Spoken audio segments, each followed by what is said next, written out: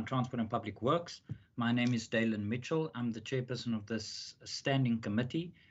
Today we will deal with the annual reports of the department as well as government motor vehicle transport services. Members, if you could please introduce yourself just for the record. Good morning, Chair. My name is Derek America. I'm a member of the committee. Thank you. Morning, Chairperson, and the rest of the members of the committee and all those in attendance. I'm Lulama Mvimbi, member of the committee. Good morning, Chair. Andrikus van der Westhuizen, member of the committee. Morning, Chair. Brett Heron. Thank you, members. Before I move on to the department and the minister, members, I'm just going to go through the orders of this meeting and the guidelines that for the rules of engagement during virtual meetings. I just need to indicate for the record that we will be using the MS Teams function, and this entire meeting will be aired live via feed on YouTube to ensure that all institutions and stakeholders can follow the proceedings. Can I ask that all guests or all members on this platform, except for those presenting in respect of the meeting agenda, not to interact during the course of this meeting without being requested to do so by myself as chair. If you need any technical assistance, members, to please indicate to me via the chat function so that we can ensure that ICT staff is available to assist you. All members will now be muted at the beginning of this meeting to avoid any sort of background noises. If there's a point of order that you would like to raise during this meeting, members, please do so by using the hand raise function in order for me to allow you to speak.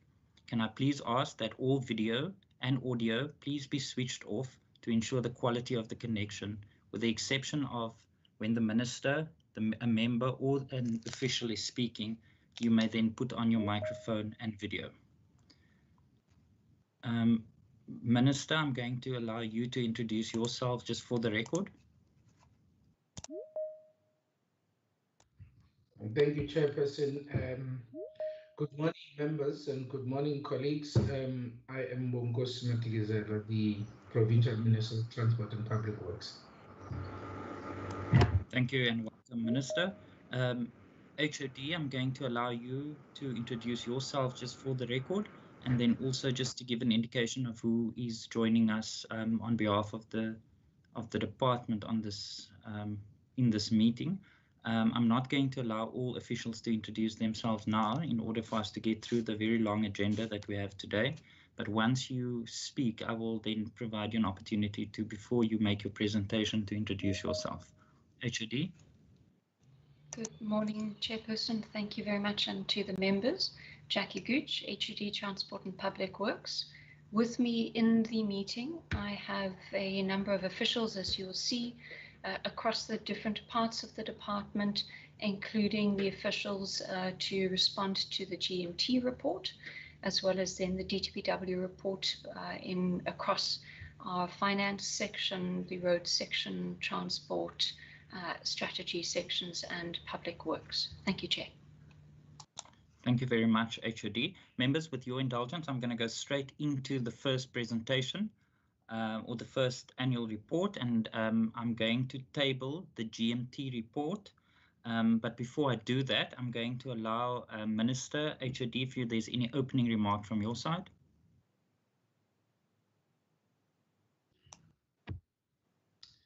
Chairperson, thank you very much. I want to really just commend the GMT and the team that is driving GMT for the role that they played, particularly during this COVID-19 pandemic, where they really, in terms of the red dot light service, they've been playing a very, very critical role. And of course, the fact that this entity has received 8 clean audit consecutively is an indication of a well-managed entity And I really want to thank the team that is really, managing this entity under the leadership of Member Kush under very, very difficult conditions. Without further ado, Chair, I will hand over to the team who will be doing the presentation of this entity. Thank you, Minister. HOD, are there any opening remarks from your side? Chairperson, I think thank you, and thank you for the MEC's comments.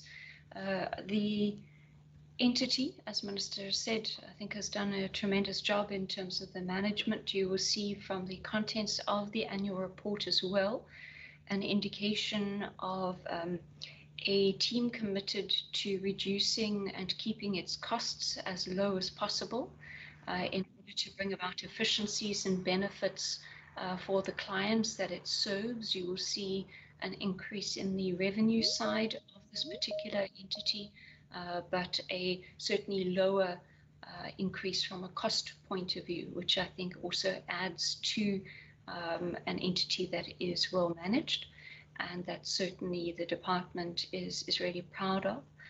We work very hard to make sure that we're able to respond to the client's needs, and you will see therefore a focus on vehicle replacements and improving the type of services that we do provide to the various departments. Chair, at that point, I will hold it and then allow you to take the matter further. Thank you. Thank you very much, HOD members. I'm going to table Part A, pages 1 to 35, and I'm going to include the opening remarks by the HOD and the members if you have any questions on Part A of the annual report, page 1 to 35.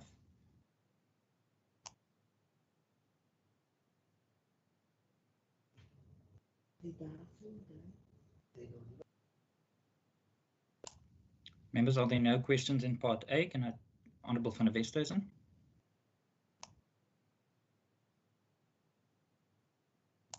Honourable van der Westhuizen? My apologies, Chair. I was on mute. Good morning, everybody. Honourable Chair, I would just like to know, do we have any comparable figures for our public transport operation in the Western Cape, say for a specific class of vehicle versus that of vehicles in other provinces or vehicles in private vehicle fleets? Is there a way in which we would be able to determine objectively the costs and the cost efficiency of our operations, also the way in which those that do use our vehicle fleet, to what extent do they use it prudently, and to what extent do they refrain from abusing our vehicles? Thank you, Honourable van der Westhuizen. Members, are there any further questions on Part A, or can I hand over to the HOD to respond? All right, HOD, over to you. Chairperson, thank you very much. I would just like to clarify, if I may, the question. Through you, Chair, to the Honourable Member, you mentioned public transport operations. Obviously, GMT is not a public transport operator. We do have, as a fleet provider, we do have information in terms of the rates that we charge for the use of the vehicles, and I am aware that Mr. Ahmed, Chief Director of GMT, does do a comparison quite often to be able to determine what our rates are, our tariffs are in comparison to certainly the private sector. He may be able to give an opinion around other provinces. So through you, Chair, if I may ask Mr. Ahmed to provide us with some feedback in that regard. Thank you. Mr. Ahmed. Thank you, HOD, and thank you, Honourable van der Westhuizen, for the question. Chair, through you. Thank you very much for that question. We actually do pride ourselves in the comparison that we do on a regular basis between GMT's costs to our clients and comparable costs to private sector companies, for instance, Avers, budgets, and the like. And in fact, we did the recent comparison as at the 2nd of December 2020. And Member van der Westhuizen, we have in the past provided such a report to the Standing Committee. And HOD, if it is in order, we can forward this graph of comparison between our cost and the private sector to the Standing Committee. We've compared various classes, for instance, a Polo Vivo, a hatchback, that's normally a category A or B vehicle that you would hire at Avis or budget. A sedan, a normal sedan like a Toyota Quest, a single cab, a Bakkie, a double cab, and then also a minibus like a Hyundai H1. And in each one of those categories, Chair, GMT's costs, if we compare it like for like on a, say, 200 kilometers basis, GMT's cost is considerably lower than the private sector. There are other elements, of course, that we've factored in. For instance, GMT does not charge administrative fees if the driver of the vehicle has a fine issued against him or her. That's part of GMT's value offering to the clients, and we do not charge for that. It's an all-inclusive price, whereas in the private sector, there are many other add-ons when you hire through the private sector. With regards to other GMTs, our costs, we do have benchmarking exercises, but we haven't formalized that comparison yet. It's more or less on par with other GMTs, bearing in mind that not all of the GMTs in other provinces are trading entities. And also they are structured very differently in terms of the vehicles that they provide to their departments. For instance, we do not manage the yellow fleet, the roads vehicles, the scrapers and the big trucks, etc., whereas other GMTs in other provinces do provide that to their clients. So we do benchmarking exercises, but we are still to formalize that comparison. Chair, I hope I've answered that question. Thank you. Thank you very much, Mr. Ahmed. Honourable van der Westhuizen, do you have any follow-up questions before I move on to the next part? No, thank you very much, Chair. And my apologies if my question wasn't well phrased, but the term which we have in Afrikaans, 'n goeie begrip en net 'n halwe woord nodig, came to mind. That is exactly the answer that I was looking for, or addressing the issues that I was looking for. All right, thank you very much, Honourable van der Westhuizen. Members, I therefore then move on, and I will table pages 37 to pages 54, which is part B of the annual report. Are there any questions on section B?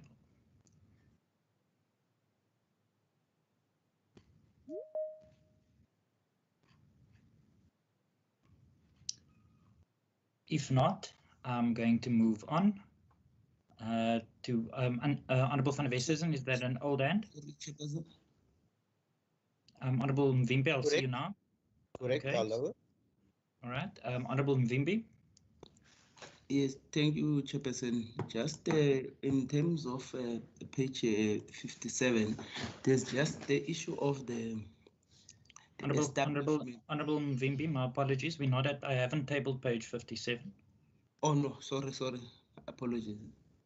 It's from part B is from page 37 to 54.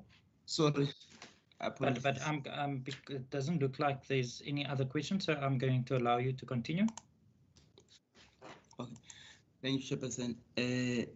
Just regarding the establishment of this, I see on the topic of service, road safety, education and awareness campaign, there's the issue of the training of, there are 8 junior traffic training centers that were established. Honourable Mvimbi, my apologies. We're not at the departmental annual report now, eh?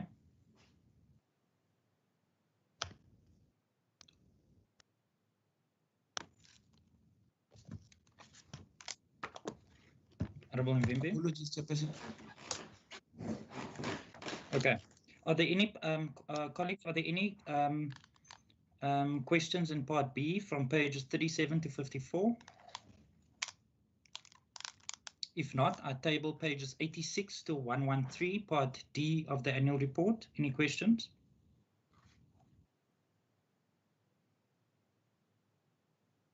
All right, it seems like no further questions. I therefore table the entire annual report, Part A, B, and D for consideration. Chair, sorry, my apologies. I didn't react as quickly with my unmute button as I would have liked to. I just wanted to ask a question with regard to the enterprise architecture program. If the department could just explain what this particular program comprises of, and because it's just a question. Thank you. Thank you, Honorable America. HOD. Through you, Chair, is it possible to request an indication of the page number? That's on page 49. Sorry. And did COVID-19 had any sort of impact on the rollout, Chair, of that particular program? And understood. Thank you very much, and thank you for the direction to the comment on the deviation. I would like to then request, if I may, that Mr. Ahmed also provide feedback on this. This is specifically in relation to the fleet management system overall that GT utilized to run its operations and to support it. So I'd like to ask Mr. Ahmed if he could provide some details. Thank you, Chair. Thank you, HOD. Chair, through you. Honorable America, thank you very much for the question. And I do understand the enterprise architecture system. I also had to be schooled in IT systems by our technical people, but I can also refer you, if you want a lot more detail than what I'm going to provide now, if you have a copy of our strategy for 2020 to 2025, you can just reference to page 27. We go of our strategy document. Now, that's the GNT strategy document, 2020 to 2025.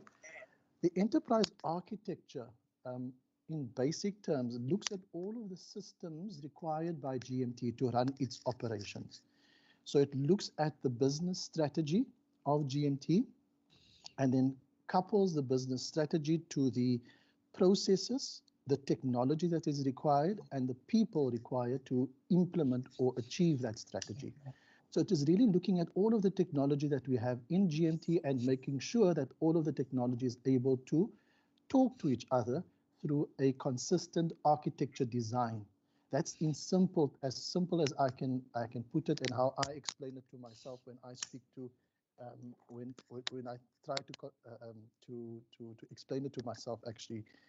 So that is the enterprise architecture. It's really all of our systems, making sure that it is based on a consistent enterprise platform.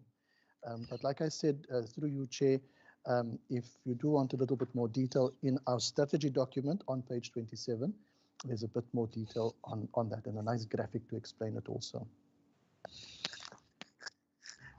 Thank you, Mr. Mohammed. Ahmed, sorry. All right, thank you. Thank you for that answer. Honorable America, do you have any follow-up questions? No, thank you, Chair. That's fine. And thank you for the direction, Mr. Ahmed. All right, thank you, members. That brings us to the end of the GMT annual report. Allow me at this stage just to thank HOD Minister and all the departmental officials for the hard work with regards to making sure that the GMT department or entity functions adequately, and for the hard work that goes into this. Members, without further ado, I'm going to go back to the Minister for any opening remarks with regards to the departmental annual report.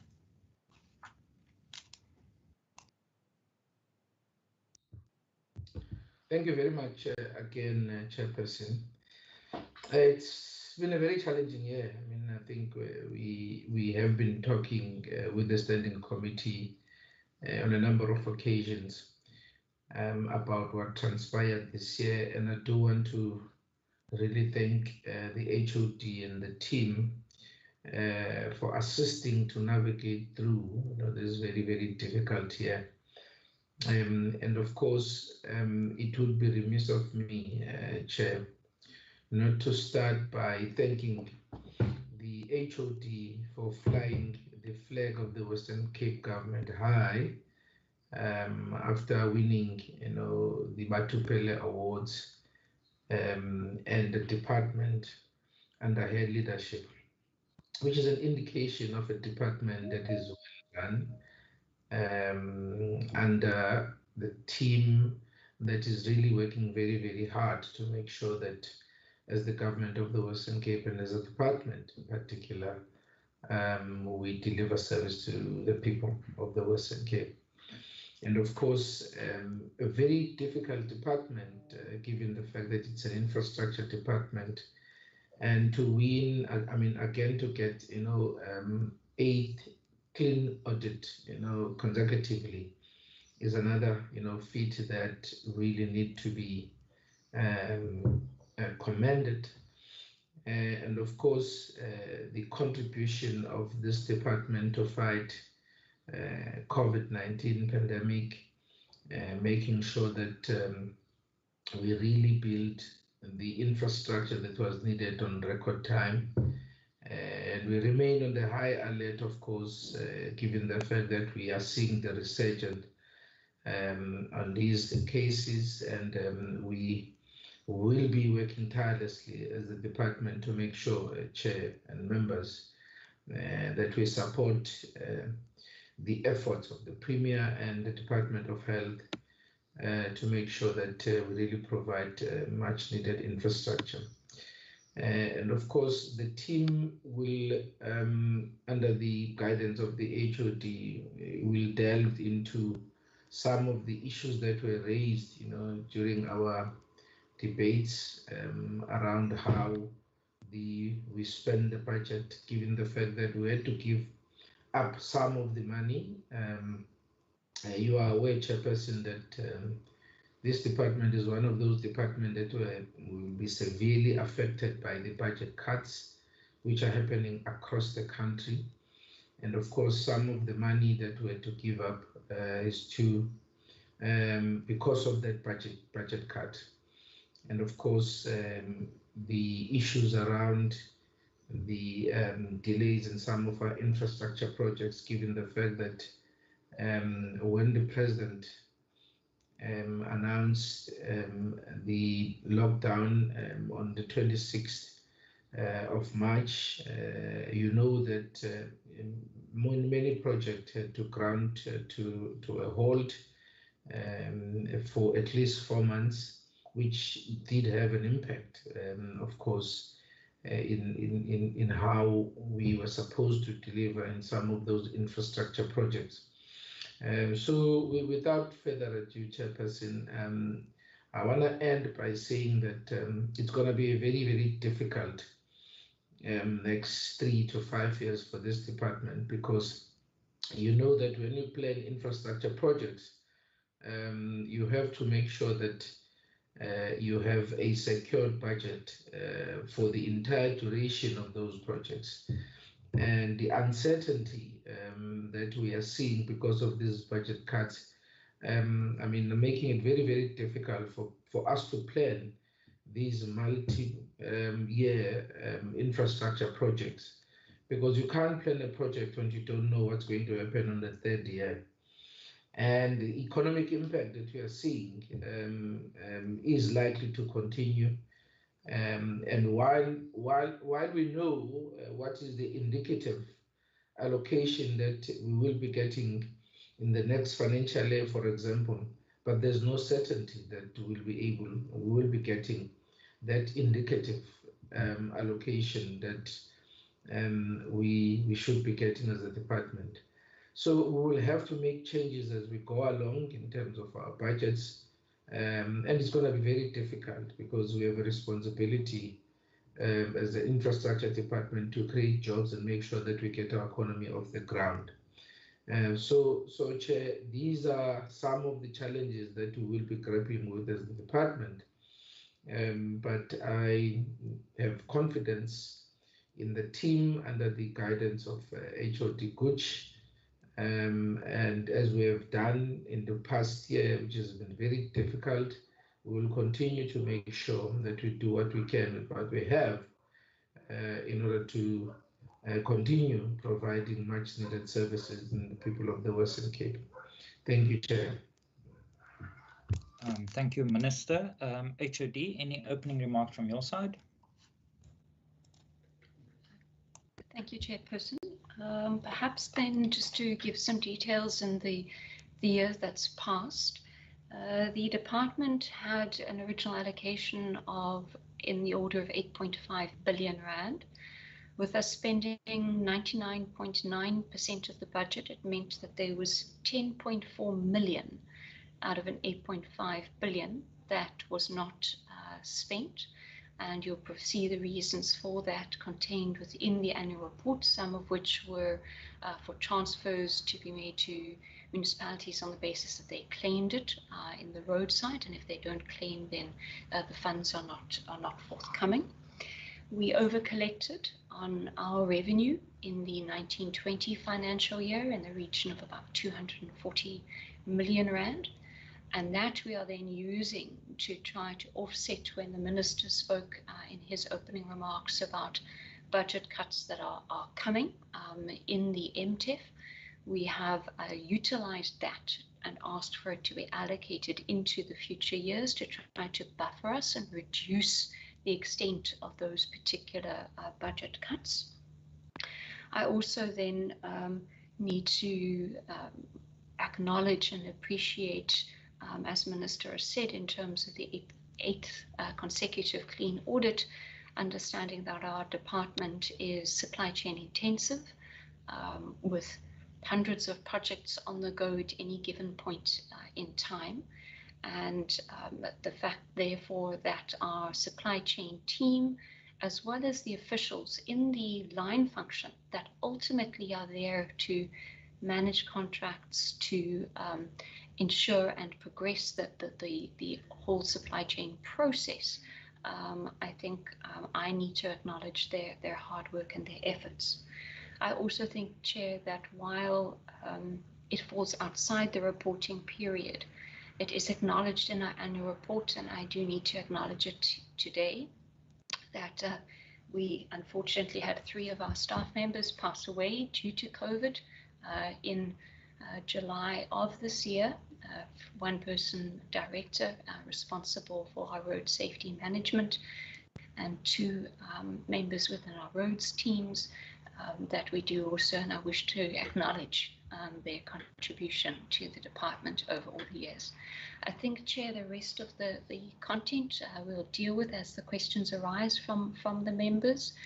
As Minister has said, our department's business is quite varied and broad across a number of areas, and I'm sure that the committee therefore has a number of questions to ask. Thank you, Chair. Thank you very much, HOD. Members, I'm going to do it the same way I did previously. I'm going to table pages 1 to 43 and include the opening remarks by the Minister as well as the HOD if you have any questions on that.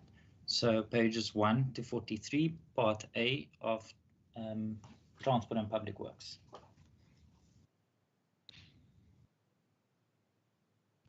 I see Honourable van der Westhuizen, Honourable Heron, Honourable America, and then Honourable Mvimbi.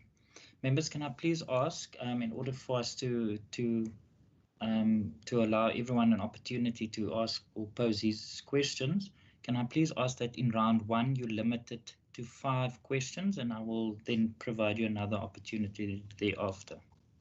Honourable van der Westhuizen. Thank you, Chairperson. This is now just regarding part A of the report. And here I want to refer to those aspects of the report which deal with the future plans of the Department of Public Works, as well as the vision, etc. And my first question is, do you believe that the current system whereby you have an agreement with the Department of Health and the Department of Education, and where you render certain services on behalf of those departments, that system is still the most appropriate and cost-effective one?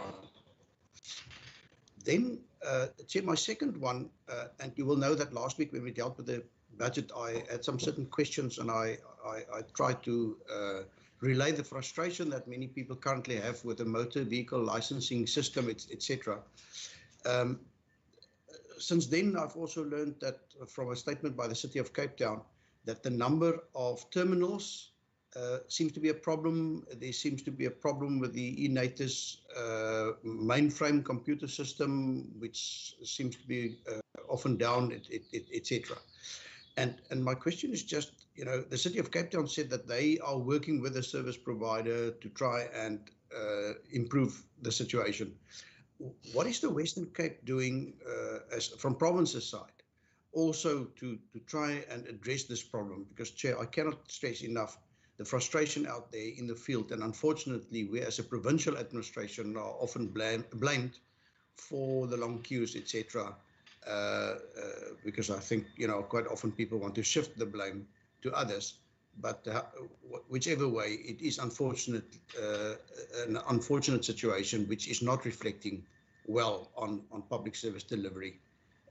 If we could just get an indication of what are your vision, what are your plans going forward to try and alleviate this problem? Do you have a role to play in alleviating this problem? Thank you.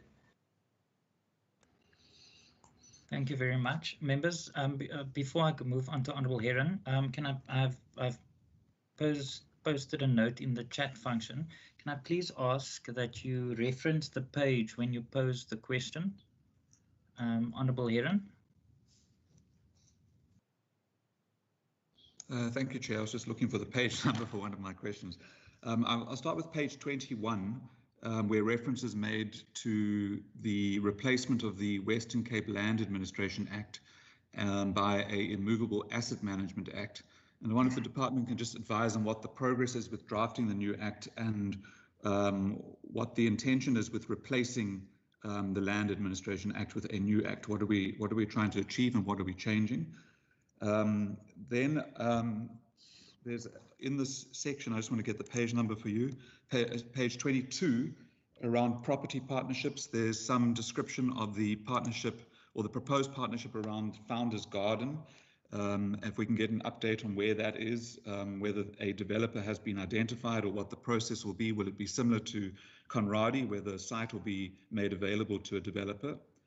And then thirdly, just to pick up on the comments around budget cuts, I assume that the budget cut, I want clarity about the budget cuts. We're talking about the 2019-20 financial year. So the comments about budget cuts, are they applicable to the year under the current annual report that we're looking at, the 2019-2020 financial year? In the current year, just to get some clarity, the cuts that I understand are the bulk of them are cost of employment cuts, and there was an addition of 61 million rand for provincial road infrastructure. And if I may just ask the HOD how they intend to spend 61 million rand before the end of the financial year, and if it's possible. Thank you. Thank you, Honourable Heron. Honourable America. Thank you, Chair. My first question relates to page 10. Now the question there is that it's stated that the department is busy working on a master accommodation plan, and that it would adapt to changing circumstances. Now, as we know that this year wasn't really part of the plan. To what extent will the events of this year feed into the sort of construction of that accommodation plan? And were there any sort of interaction with the client departments? Because if we developed a master accommodation plan, certainly it would be influenced by the client department's own sort of accommodation plans, and how does these various plans feed into each other?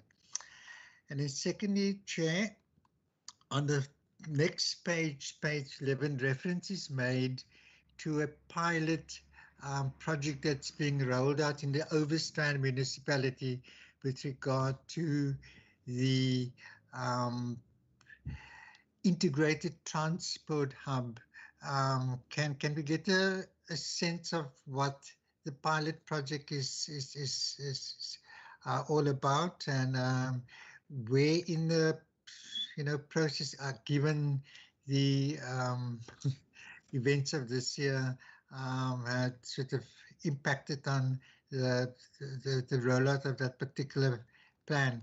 And then the third question, Chair, relates to claims on page, let me just get the page 19, program 3, transport infrastructure. And the HOD mentioned in the opening remarks about its grants that's been claimed by municipalities.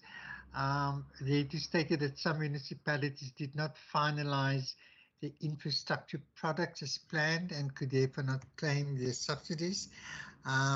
What communication was exists between the department and municipalities, and to perhaps assist and those municipalities to finalize their projects, and because in many respects in some municipalities there may not be the requisite skills to implement projects as quickly as possible. And then lastly, Chair, in terms of the organogram, it's stated that they are basically under the finance, in the finance department, there are critical vacant positions. Are those positions vacant, and will they be filled with these cuts in cost of employment? Will they ever be filled? And just lastly, Chair, is that this department is a very complex department, and from my side, I would like to congratulate the HUD and all the senior staff and employees for with such a huge budget and so much complexity, have really done a good job. Thank you, Chair. Thank you, Honourable America. Honourable Mvimbi. Thank you very much, Chairperson. Just all my question related to the one that has been asked by Honourable Heron on page 21, and I can assure you, Chair, we did not caucus at all. I just had also a particular interest on this, because I always think that sometimes in the department there seems to be too much concentration on transport and sometimes public works in the form of land and buildings and assets and other assets, immovable assets that the department owns. We seem not to be concentrating too much on it. Now, with this repeal of this legislation, is it also going to assist the department in terms of addressing the spatial problem, the spatial inequalities that we are actually facing? Because there's always been my issue that I think this department can play a role in terms of addressing that. Will the repeal of this legislation also assist in terms of addressing the spatial disparities that we are having? Thanks, Chairperson. Thank you, Honourable Mvimbi. I'm going to hand over to the HOD and the Minister. HOD. Thank you very much, Honourable Chairperson, Minister, and thank you very much through to the members for the questions. So I'll deal with some of them. Some of them I will direct through to the team. I'll phone a friend, so to say. Let me then start with the first one and the question about the system linked to the delivery of infrastructure for the Department of Health and the Department of Education. I do believe that the approach taken with the concept of a department that focuses on infrastructure as its core expertise, as the department that holds the specialists to understand and focus on that specific function, I do believe that it is the most appropriate and I would contend also cost effective. In terms of therefore having a department such as Transport and Public Works or infrastructure that enables us to understand what the brief is from the client and then look at different ways for delivery, different options to test that on the basis of our expertise, I do believe is the most appropriate way that government should be, and this government should be structured, and that there should be a function such as this. I am of the opinion that the detailed system that is in place that currently governs the relationship between the departments can be improved upon, and that is work that is underway with discussions from my side with the head of Department of Education and the head of Department of Health for us to test different approaches and different models in order to further achieve efficiencies from a delivery time point of view, the quality aspect, and then obviously the costing.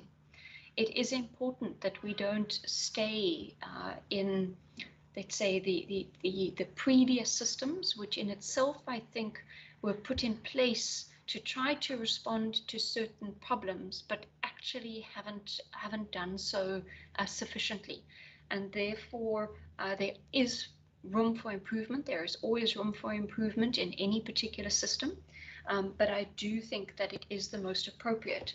Our department, by virtue of it having built the expertise within the supply chain processes, within the contract management, by having that located in one department, compared to trying to spread that capacity across a number of departments where it is quite specialized, if I may say, and I'm sure the committee would understand, purchasing, if I could say buying, procuring infrastructure is fundamentally different to procuring pens and paper and other aspects. So it is important that that expertise, I believe, is strengthened and is supported within one specific department. I am going to ask, when I'm concluded, for Mr. Ahmed to respond through to the question about the vehicle licensing, because there is a lot of work that the team are continuing to do and different ideas and approaches that they are taking in order to try to respond and bring about the kind of technological advancements that are necessary within the vehicle licensing space. But I will ask Mr. Ahmed when I'm done to pick up on that particular question through you, Chair. Then moving on, the question about the replacement of the Western Cape Land Administration Act. It's important to understand that in that particular instance, the Western Cape Land Administration Act, as it stood, predates the Public Finance Management Act and all of the kind of procurement procedures and requirements that have come about over the years between and from the national government, and even then from the provincial treasury's perspective. We do therefore need to make sure that we have a piece of legislation in place that is aligned to that, and it's for that reason that we need to then move from the Western Cape Land Administration Act to a Western Cape Immovable Asset Management Bill. It also attempts to bring in and address aspects around life cycle management of the assets, which you're well aware is something that is vitally important for us as a government, and certainly an approach taken within the roads context and something that we have to build into the legislation within our property and other immovable assets. So the achievement is to bring about that particular alignment. The work is proceeding well. It will take some time. We will have to, once it's finalized, get it through to Cabinet, put it out for public comment, and then once that's concluded, deal with any comments that there may be from a public perspective, and then go back through to Cabinet before we are able to bring it through to the provincial legislature. But that is work that is underway at the present time. The question about the Founders Garden and the progress in relation to that, we are not yet at the stage of appointing a developer for the Founders Garden project. We are going to be going through the necessary a public kind of a consultation process before we then go through. We're having to go back to the City of Cape Town for adjustments around some of the provisions. Previously, there were approvals granted for specific bulk and particular uses, and now that is being shifted in line with what we're seeing in the economy. Member Heron may recall previously when it went through a public participation for approval of the zoning, it had a substantial commercial component to it. But given feedback from the market survey and the approaches now, that has been shifted to a greater focus of affordable housing in its component parts. So we will be going back into a public process before we then move forward with the necessary procurement of a developer. I can, through you, Chair, if you'd like some more detail, we do have a progress report, and we are able to provide that through to the committee if Member Heron would like further detail than that. Then through you, Chair, the point about the budget cuts, you're quite right. The remarks that Minister was making in his introductory comments are in relation to our current and future financial years, and understanding, though, that what we try to do within an infrastructure point of view, we have to understand, even though we're closing out one year, there are projects that continue into the next years and future years, and therefore we have to look at this as a continuum and be prepared to make adjustments in the year, given the fact that future years may be cut, which means that projects that we would have committed to, let's say, in the current financial year, we then have to reconsider because we know we're not going to be able to carry through on that commitment across the medium term. So you're quite right.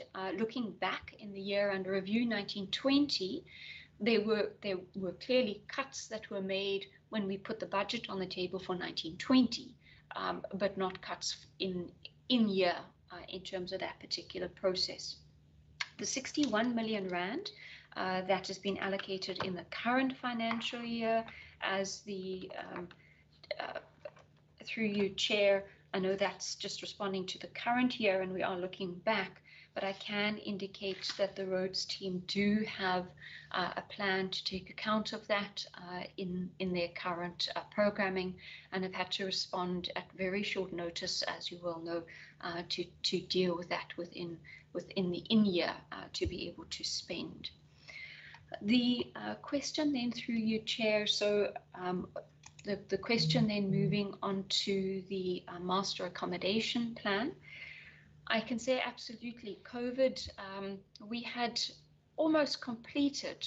We're looking to finalize some of the detail of the master accommodation plan in the last financial year, and the with the pandemic then hitting us, it caused a complete and utter reconceptualization of it. And the team, I asked the team to halt then the finalization of the plan, and we're having to reconsider how we approach it. And if I may, through you, Chair, to use an example of our own department, and we are also then going to be running some pilots, which we are doing with the agreement of the Department of Environmental Affairs and Development Planning, as well as the Department of Health. So to take two different sizes of departments and their functioning with our own, where we originally with, for example, the Department of Environmental Affairs and Development Planning, they in their UAP had indicated that they would require an additional 3,000 or so square meters of space over and above what they currently have allocated in terms of their accommodation. With the changed way of work and a hybrid model, which I do believe, and certainly within DTPW, I'm of the opinion that we will continue to function in this way. There is no need to call every single person back into an office space that is able to and can competently and capably work remotely, which is really what we've been trying to push for over a number of years now, particularly responding to aspects of congestion and so on. The question now being posed to the Department of Environmental Affairs and Development Planning is, if you keep your hybrid working arrangements and we reconceptualize the type of office space that you have, do you actually require that additional 3,000 square meters? Or can you fit within the footprint that you have, or potentially even give up some of the office accommodation that you have? We have therefore, as part of the Emerge program, and you would have seen that reported in the annual report, which is the process that we've put in place, just as we've got the integrated transport hub on the transport side, the work and investment on our assets, being able to manage our assets, and through your chair to Member Mvimbi, I must say I disagree that the department doesn't give as much attention to the public works and the immovable asset management side. I think just often the transport side is what comes out into the press more in terms of some of the areas of focus. But as part of the immovable asset management program and the investment in innovation in systems to improve the management of that, we have been working on a module that will allow us to and our client, then the user, to load up their current floor plates, the space, their organizational organograms, and then start to shift the different units into different floors and determine how you are able to respond if you're pushing for a 50% or 75% and so on occupancy or utilization of the space. So the office accommodation plan has to be completely reconceptualized, in my opinion, as a result of this, and that's the work that is now underway in that regard. I am going to, and it is clearly, sorry, just to respond, it is clearly influenced by the decision of the user departments and what their requirements are going to be. I am going to ask Mrs. Rubinow to respond on the question about the Overstrand pilot and what it is and how that has adjusted over time, also given COVID. So I'll ask her to respond to that particular question.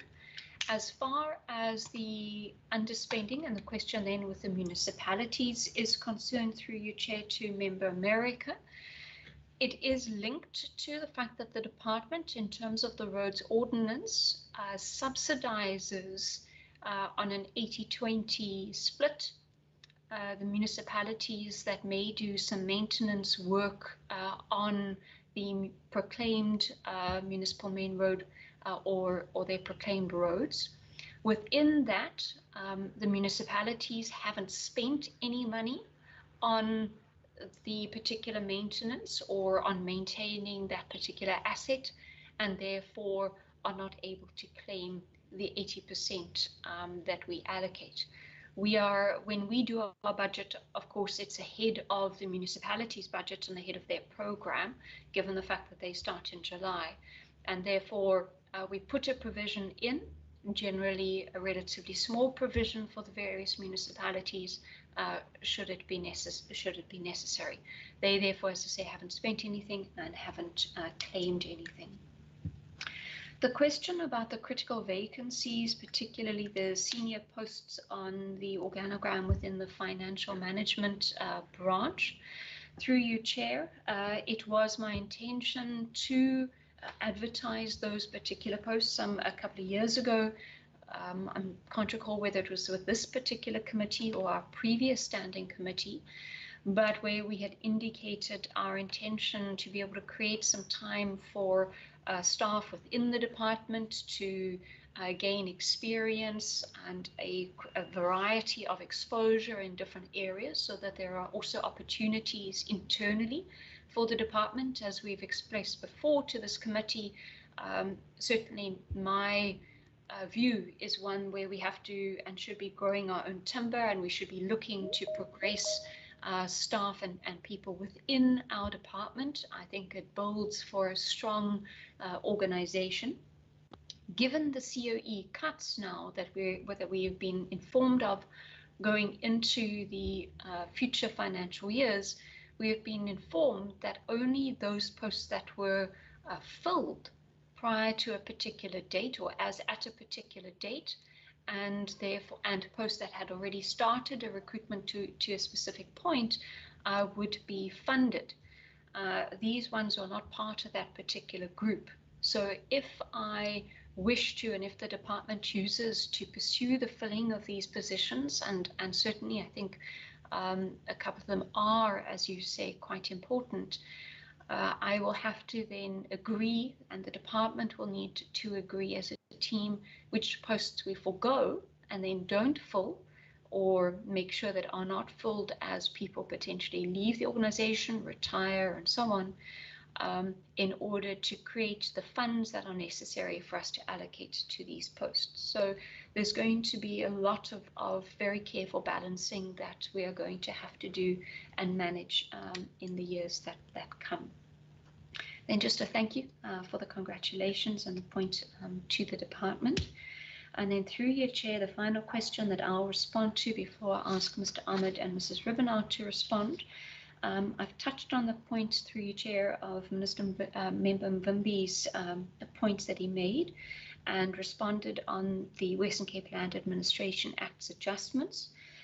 The law itself doesn't specifically respond to aspects around spatial inequality, because the law is there to assist us with acquisition and with disposals and so on in terms of the process, and in order for us to then use that process to respond to the critical priorities. And the aspect of spatial redress and responding to the inequalities that we have in our spatial form as cities and towns, it therefore is important that we have a degree of flexibility within the legal frameworks to enable us and empower us to do that far more effectively than we have necessarily been able to do up until now.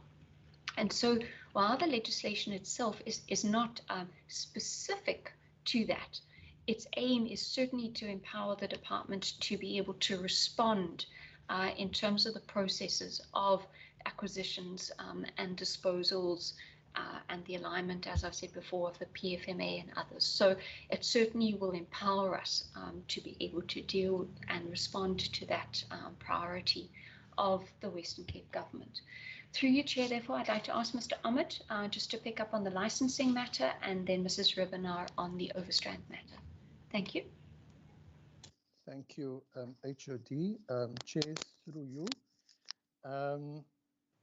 Chair, we will look into the report of the terminals being down. We are not aware, though, of NATIS being down, but there are, of course, times when licensing centers, municipal licensing centers, may have been affected by COVID, and certain licensing centers would have been closed for a day or two for decontamination, but we're certainly not aware of NATIS being down for extended periods of time. And we do know that the local contractors appointed by the RTMC to maintain the NATIS system in all the provinces, including the Western Cape, normally respond very, very quickly, but we will look into just monitoring that a bit more carefully. I can say that in terms of motor vehicle license renewals, the process of catching up is gaining momentum, and as at the 21st of November, bearing in mind that if your motor vehicle license expired at the end of November, you have until the 21st of December to renew your motor vehicle license. So as at the end of November, the 1.526 million motor vehicle licenses that were due for renewal, now that's between June 2020 and November 2020. Of the 1.526 million motor vehicle licenses that were due for renewal, 1.028 were in fact renewed. So we're seeing in the region of about 80% of motor vehicle licenses being renewed, and there is momentum picking up. What will help us and our municipal agents tremendously is, of course, the national minister's announcement in last week, I think it was on the 4th, that driving licenses and learners licenses that were to expire in this year are now to be extended until the 31st of August next year. So that will take some pressure off the licensing centers, and municipalities will now be able to open up more windows and terminals for motor vehicle license renewals. So that certainly is going to help us a lot. And then also, Chair, through you, I think HOD would have mentioned in our last engagement with the standing committee that we are in the process of negotiating with the South African Post Office for them to do motor vehicle license renewals also at selected post offices throughout the Western Cape. We are one of 2 provinces that have not yet entered into such an agreement with the post office, but we are very close to that. A memorandum of agreement has gone through our legal services. There are just a couple of fine details that we need to finalize with the post office management. And then we should also be making available license renewal facilities at selected post offices. Thank you, Chair.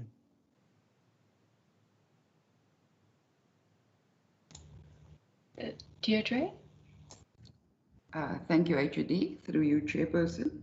The pilot being referred to on page 11 in the Overstrand municipality is really just a voluntary reward-based program that leverages tech and incentives to shift behavior and transform the minibus taxi industry. So this particular program and the work done as a result allowed us to use the planning to implement the Red Dot service, which we have discussed before at a very short notice. It is also really the Blue Dot program that's been discussed, and the pilot will no longer only be in the Overstrand municipality. It will cover the entire province from January next year, Chair, and it will take care of all 8 regions within the Sintaco, under the Sintaco banner. So that is what is being referred to as the minibus taxi pilot on page 11. Thank you. Thank you, Chair. As we've mentioned before, and I think we certainly undertook in the last engagement of the Standing Committee on the Adjustments Budget, that should the committee like to set up a session around Blue Dot, which, as Mrs. Rubnaz mentioned, this feeds into, we are quite able to do so and would welcome such an opportunity. Thank you, Chair. Thank you, HOD. Thank you for those answers. Members, I'm going to allow you an opportunity to pose any follow-up questions. Can I just get an indication if you have any follow-up questions?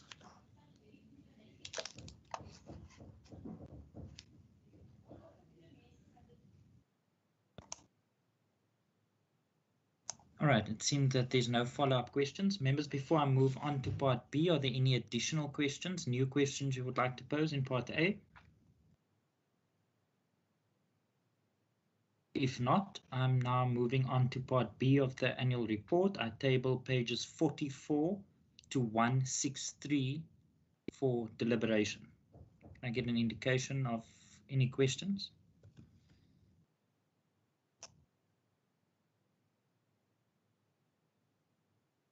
I see Honourable America, Honourable van der Westhuizen, Honourable Mvimbi. All right, members, can I please just remind you to please indicate the page number And please limit your questions to 5 in round 1. I will give you another opportunity if you have any additional questions. Honourable America. Thank you, Chair. It's not reference to a particular page, but it is an overall sort of outcome of some of the indicators. And that being is that it's understandable that there are rollovers, projects that have not been completed in the previous financial year, and application is being made that those funds are being rolled over into the new financial year. So the question revolves around rollovers and whether those rollovers, and given the unexpected turn of events this year, whether those projects and those rollovers were sort of course, in all likelihood, they would have been granted, but had the projects been completed as a result of the application for deferment in terms of the expenditure, and to what extent have the events of this year impacted on the completion of some of those uncompleted projects the previous financial year? Thank you, Chair. Thank you very much. Honourable van der Westhuizen. Thank you, Chair. Chair, my questions refer mostly to the tables very close to the end of section B in the report, and I'm specifically referring here, starting with table 41. It deals with transfer payments, then table 42, property rate payments, etc. Now, my first question on table 41, I see, for example, that they, in the case of some of the listed transferees, as you call it, Cape Winelands, Gardenwood, and George, that those entities didn't spend any money, and then the reason is that the tenders are at the evaluation stage, etc. Has that to do with the chain or the different financial year ends between province and municipal entities? Then, Chair, on the next table, sorry, and I have to jump here between electronic pages on my computer, the property rate payments, table 42. During my days as a municipal councillor, I once asked the municipality of Stellenbosch regarding outstanding rates. And I was quite shocked at the time to see from the municipality that they've got a long list of rates that were outstanding from government entities, not only province. In some cases, you know, properties such as schools and so on had long outstanding rates at that stage or at that time. And it also seemed to me as if the municipality didn't always know who to send the invoice to, or the rates assessment that they would like to recover from. And there were some very odd pieces of land or patches of land, which it seemed to me even the municipality didn't quite know, you know, whether it's the national government, whether it's the provincial government, etc. And I would just like to know, what is the current position there from provinces' side and their communication? Are there, for example, properties for which the province is not receiving these invoices, meaning that, you know, obviously the municipality may be sending this to an incorrect contact person or address? Then, Chair, on page table 43, I see there the amounts, sorry, it's page 145 to try and assist Chair. Table 43, I see those amounts match, are a perfect match between what has been budgeted and what has eventually been transferred. Now, that seems almost too good to be true unless the entity spending that money may be augmenting that money with from own funds. I mean, we all know that between budgets and final invoice amounts, you know, there must be some form of difference, I expect. So why that? And then also on page 149, table 47, municipal transfers, I see there are quite a number of those lines which then have a zero transferred to the municipality. And again, my question is, has this to do with the different financial years? And now that we've got the advantage of hindsight, if you could just give us an indication of whether those municipalities have been able to then spend, I presume they then invoice the provincial department for that. And then the last of my 5 questions, Chair, on page 152, we often receive complaints from rural communities about gravel roads not being resurfaced. And I see there is also an underperformance in terms of resealing and so on. Now, one of the complaints that we received from the former mayor of the district, Karoo, the Central Karoo District Council, was that the sources of gravel, which in the past, were a bit unregistered, if suitable gravel was available not far from where it is needed, then it was apparently quite an easy and swift process to procure that construction material. But now many of those gravel pits, if I can use that word, needs to be registered under the mineral resources and environmental impact assessments need to be done, etc., which apparently is causing additional costs, but then also obviously delays in the resurfacing of those roads. Can I just ask, what is the current position in that regard, and to what extent is what seems to be like underperformance linked to such problems, and are we addressing that problem? Again, it's not. It's important to understand the reason for a problem, but the next one is then obviously once you have the cause to address that and find a solution. The responses to those 5 questions would be appreciated, Chair. Thank you, Honourable van der Westhuizen. Honourable Mvimbi.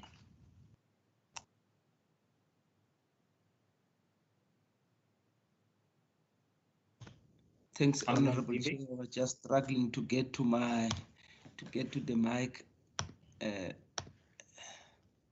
Just trying to get to my questions quickly.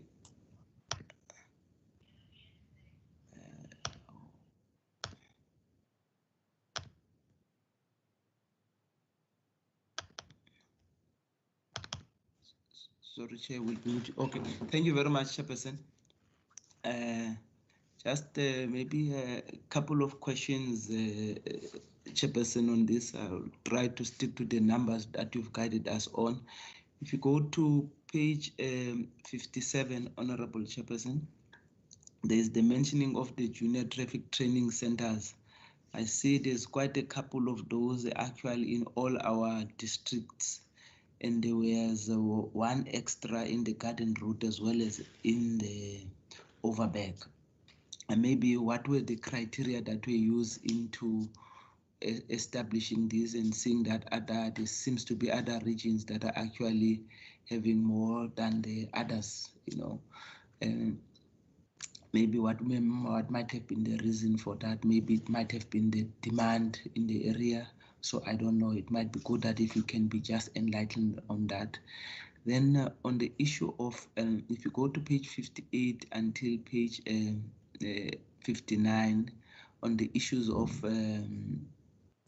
road crash fatalities, according to the table, there's 276 drivers and passengers, is 328, and pedestrian. If you look at the number of pedestrians, it's quite high. Is there anything maybe that can be done to actually keep this? Are there any plans that are in place that the department is actually having in order to deal with this problem? Because you can see the number of pedestrians that are actually quite high compared to the others. Maybe for now, the one last question will be on the issue of the on page 73 on the Promotion of Access to Information Act application. Maybe if we can be just taken into the context, for example, there's the issue of the Belleville Taxi Owners Association that they have wanted what might have been the reason for this, and maybe if possible can we be given as to the content of it, what was the nature of the complaint regarding that request for access to information, promotion of access to information, because they've made an application in terms of that. I'm going to stop there for now, Chairperson. Thank you very much, Honourable Mvimbi. HOD Minister, over to you.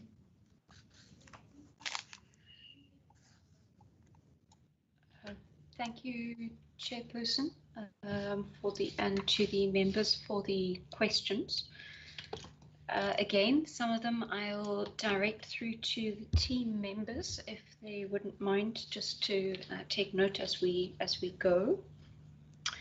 The first question through you, Chair, from Member America regarding indicates the rollovers and so on. In relation to those projects, they are on the go. There were projects rollover for the Drakenstein as well as for a project in the Mossel Bay area. And those are underway in terms of the contracts and therefore will be spent accordingly in the current financial year. We make sure that we, for all intents and purposes, spend the rollover first, if that makes sense in terms of the budget processes. The project that's in the Witzenberg area, there was a very small amount there in terms of rollover into the year, and that is still, unfortunately, in the design stage. But again, payments that need to be made are made accordingly. The question then, though, went a little bit further to ask about the events of this year impacting on the projects, if I understood the question correctly, that were underway last year. And there is clearly an impact that projects were shut down during the hard lockdown. And then, as I know Minister Matikizela mentioned in the adjustments process in the budget speech to a question, there were knock-on effects that contractors now have to make sure that they get all of their labour processes in place to fit with the labour regulations around PPE, transport and other matters. And as a result, there were a number of projects are a number of projects that are impacted by that particular closure. The other point was we were anticipating, or certainly let me own it, I was anticipating that a number of contractors would then potentially work through the festive season on the basis that they had been shut down for a period of time. And certainly our feedback is that that's not the case. Contractors are closing down, the industry is closing down, because I had considered that one way for us would be to be able to pick up some of our progress and clearly the spend on the basis that the contractors would be working through the festive period, but they're unfortunately not. So there is a knock-on impact, which is what you would have then seen in terms of our approach to the adjustments budget of the current year. Then through your chair, if I can start to move on to the responses to the various questions around the tables that were on page 143 and beyond. And one or two I will direct to the team, but I will do my best with the starting. So the first question linked to table 41 on page 143. It is related to a difference in financial year start and end points, as well as the fact that many municipalities want the money in their bank. They aren't allowed to go out into a procurement process unless they're able to prove that they've got the money in the bank. So the transfer of the funds has to take place. It has to record in the bank account, and only then will the municipality move with the procurement processes. I can understand on one hand, because certainly from a financial perspective, they want to know that they're not going to be left in the lurch, having potentially appointed a firm to do some work and then not have the money available to do so. So that also does cause a difference, as you would see, between spend and the amount transferred.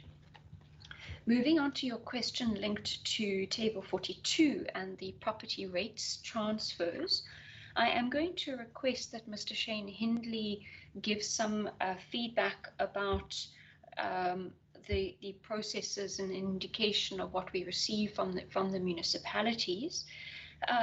This table clearly reflects what has been spent based upon accounts received. And there are processes in place, and certainly I would say with the municipalities where I don't believe that we're sitting with indications that they don't know where to send the property rates accounts, certainly often on service accounts, because there are different organizations then that pay for services. But I am going to request that Mr. Hindley respond more completely to that particular question when I'm completed. Then the question about the municipal spend versus the amounts which were picked up as being equal in table 43. And this links then to the feedback I gave to one of the earlier questions under part A. The municipality spends the money first and is then required to claim the 80% of the subsidy. So that particular subsidy, they're required to claim that back from us. So they prove that they've paid it, and they then claim that money back from us, which is why you see the exact amount reflecting between what was transferred and what was spent. Those then where no transfers were made are the ones where the municipalities had not spent any money and therefore did not claim anything back from us as a department in terms of that 80-20 split. Then the question about the gravel roads and the aspects around borrow pits and others. Certainly it does still remain a problem for us, having sufficient borrow pit material available in the locations that make the haulage of that material cost effective. So you can always bring in material from commercial sources, but that is an incredibly costly exercise.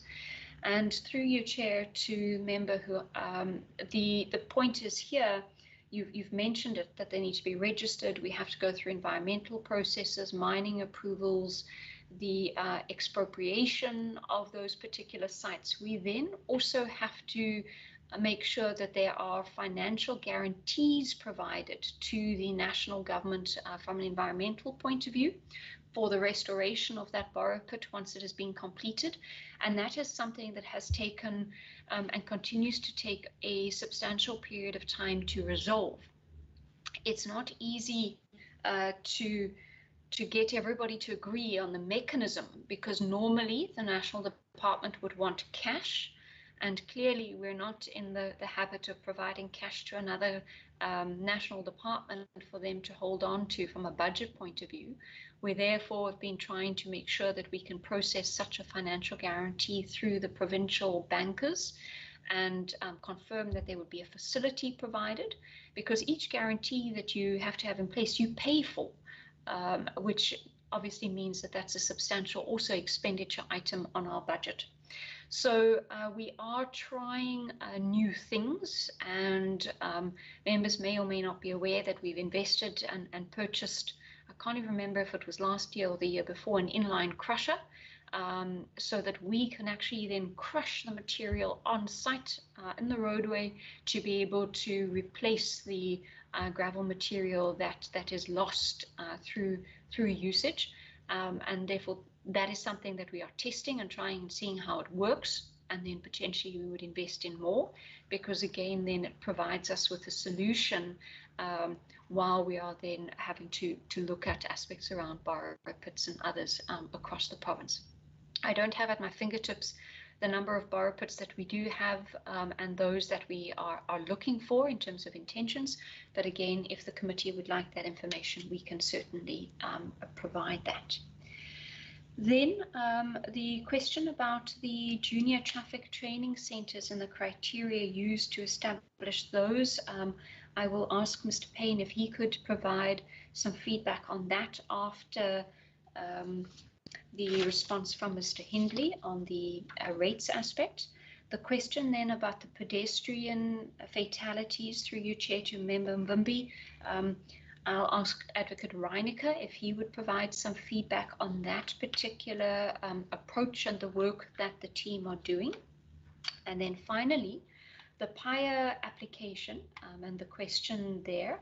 As a department, we are not provided with the reason that the applicant is asking for that information. They are not required to provide a reason for the request. There are a number of applications that are then submitted asking for information about operating licenses. So they're asking for copies of it, or in this instance, as you would see, the recordings of the hearings that are held. And particularly then you would see that's in reference to the ones that, through you, Chair, to Member Mvimbi, the questions being posed in relation to the Belleville aspect. It's usually required or requested from our understanding for the operators to then submit appeals to the Transport Appeals Tribunal, the TAT, that functions nationally, or in some instances to make representations to the courts. But again, as I say, we are not, an applicant isn't required to give us the reason, so that therefore isn't specifically recorded, but we understand that that's likely to be the reason. So through you, Chair, I'd like to ask Mr. Hindley to respond, and then through to Mr. Payne, and finally then through to Advocate Reinecker. Thank you, Chair. Shane. Good morning, Chair, honourable members. Thank you, HOD. Just in terms of the question around the property rates payments, what we, in terms of improved communication between the province and municipalities, there's a monthly engagement chaired by the Provincial Treasury, set up specifically to deal with debt emanating not just from DTPW, but also from other departments within the province. And then also what we have ourselves done is that if there are issues between us and an individual municipality, we have established contact between ourselves and a particular municipality in order to resolve matters between ourselves. I can just say that at this stage, we have, specifically in terms of property rates, have paid probably 99%, if not 100%, of all properties that have been billed by municipalities to us. And also part of the engagements that we have had with the municipalities also seeks to address the challenge as raised by Member van der Westhuizen in terms of giving municipalities direction, particularly between national and provincial public works, as to where those particular bills should be sent to for settlement. Thank you. Thank you, Chair. Mr. Payne. Good morning, everybody. Through you, Chair. In terms of our junior traffic training centres, it's a joint initiative between our department and education to set up these junior traffic training centres at the various schools. It's very much dependent on the vacant space that is available, and the demand is basically driven through the Department of Education. We actually had a discussion earlier in the year where we actually want to start promoting the setting up of the JTTCs. Specifically, if you look at our pedestrian fatalities in and around schools, to target those schools more specifically. Education has bought into the initiative. It's something that we will look into. I also just want to state for the record, it was an initiative by Mark Jansen, and we would like to continue the legacy because we can see the significant benefits to the JTTCs at primary schools because of the grades that we target, which is grades 1 to 4. and it's got a positive impact in terms of the scholars that needs to make use of actually walking to schools. There's a couple of things linked to the JTTCs, which is not in the report, and it focuses around winter months and the distribution of reflective bands, as well as risk reflectors, you know, that they can put on their rucksacks and things. We can really see the initiative or the successes of the JTTCs, and as I said earlier, we would like to improve on for compound annually. We try to target about 5 schools because it's quite a lengthy process to kickstart it because we need to develop basically a scaled down version of the real road environment. That's all I can report on at this stage, Chair. Thank you, Mr. Payne. Through you, Chair, Advocate Reinecker. Thank you. So as far as road crash fatalities are concerned, what we are actually doing is we in the department have a holistic plan to reduce fatalities across the whole of the Western Cape. And what we do is we call that what's a district safety plans, which will be changed to district road safety plans going forward. And what it is actually is an evidence-based approach to target road safety and deaths on our roads in a particular geographical area. So what we do is we analyze the geographical area, evaluate why people are dying, and then we work together with all stakeholders in that road safety space to solve the problem. And that includes, for example, look at law enforcement plans, how we align the law enforcement plans to where people are dying. It includes road safety education initiatives. It includes communication, and it even includes, for example, suggestions on changes to infrastructure, speed limits, etc., and so forth. If pedestrian deaths are an issue in a particular area, then we develop a plan to target that problem in that particular area. And so we continued, for example, district safety plans in the 1920 financial year. We continued it in Caledon, where it was initially rolled out. We also started to roll out that district safety plans in the West Coast and the Winelands area. It's still early days, and the plans were interrupted massively by COVID. For example, law enforcement had to respond to disaster management regulations, and so we couldn't always adhere to the plans that were developed initially because we had to, for example, restrict movement because of the Disaster Management Act. Schools were closed, and so therefore the school education plans were not necessarily all adhered to. But what we did see in the 1920 year was, for example, in Caledon, where pedestrians was a particular issue, and where we had a specific plan to target pedestrians in the Caledon issue and in the Caledon area, that pedestrian fatalities were down 20% against the previous year.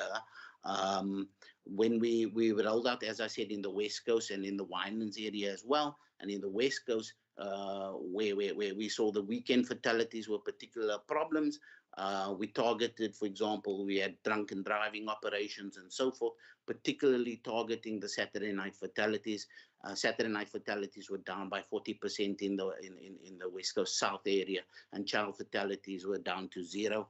And these are just some of the highlights. In the second quarter, the Winelands saw fatalities, child fatalities reduced to 0, and in the West Coast North area, there was a 75% decrease in fatalities from the previous year, and one of the drivers of that fatalities was the weekend fatalities that were down 60%. So overall, we try to target the problem in a geographical area. I hope that answers the question and gives you some understanding, Member Mvambi. Thank you, Chair. All right, thank you very much. Members, are there any follow-up questions to the questions posed or answers received? All right, if not, I'm going to take a second round if there's any further questions from pages 444 to 163. I see Honourable Nkondlo. Welcome, Honourable Nkondlo. Honourable Nkondlo, can you unmute yourself? Honourable Nkondlo and then Honourable van der Westhuizen for round 2 on pages 44 to 163. Thank you, Chair, and good morning, members.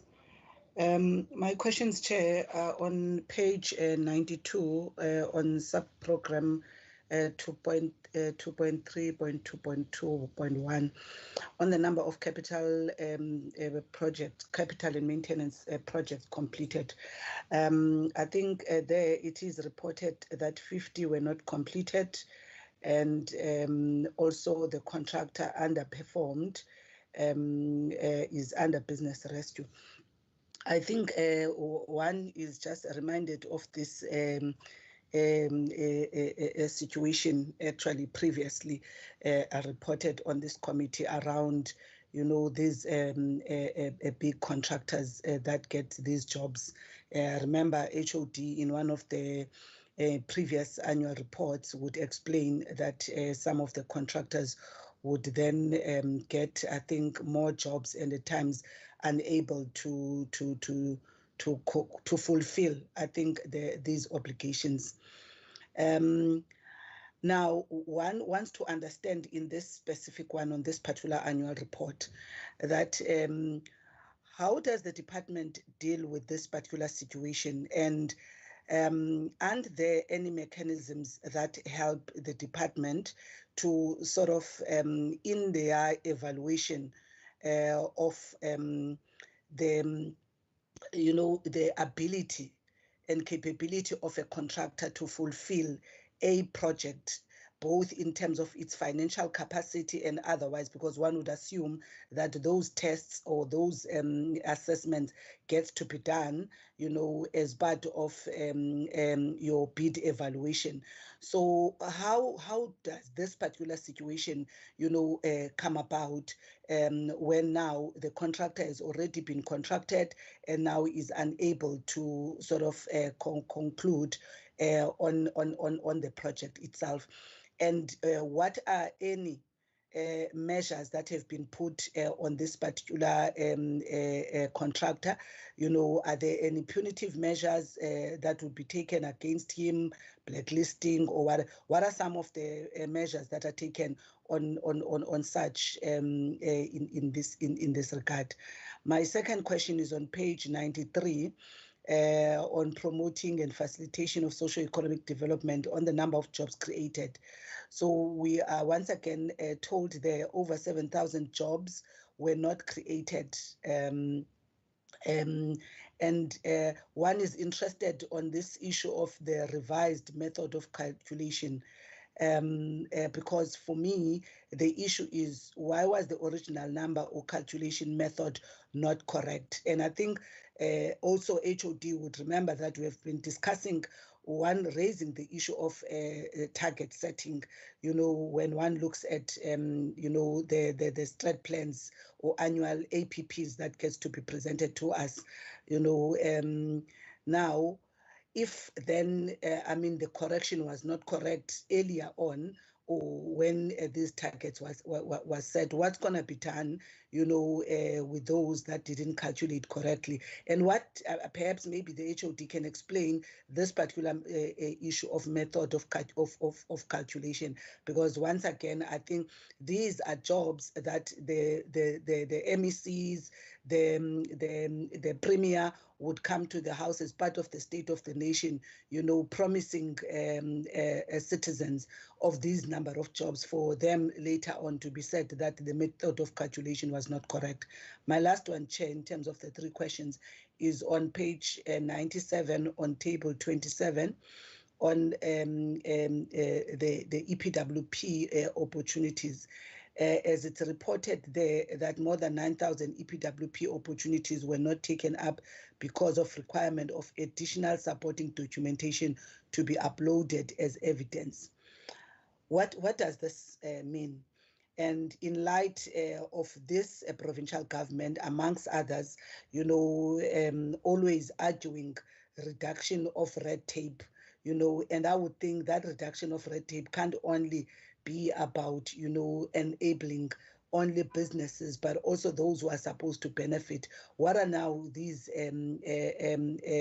additional requirements that for me are more of a bureaucratic process that has then shortchanged, both the department, but the citizens, almost about 7,000, 9,000 opportunities, especially in the current economic climate that we're sitting in. Because I think this would actually create a challenge for us, considering that as we go forward in the economic recovery plan, part of the basic thing that has been raised by both the MEC of Finance of this department and the Premier, is infrastructure development. So it becomes worrying if we are observing in practice challenges of contractors, challenges of job opportunities, being missed.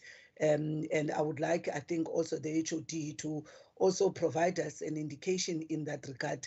How are we going to resolve some of these glaring challenges in consideration, because this becomes a baseline of the next performance. Thank you, Chair.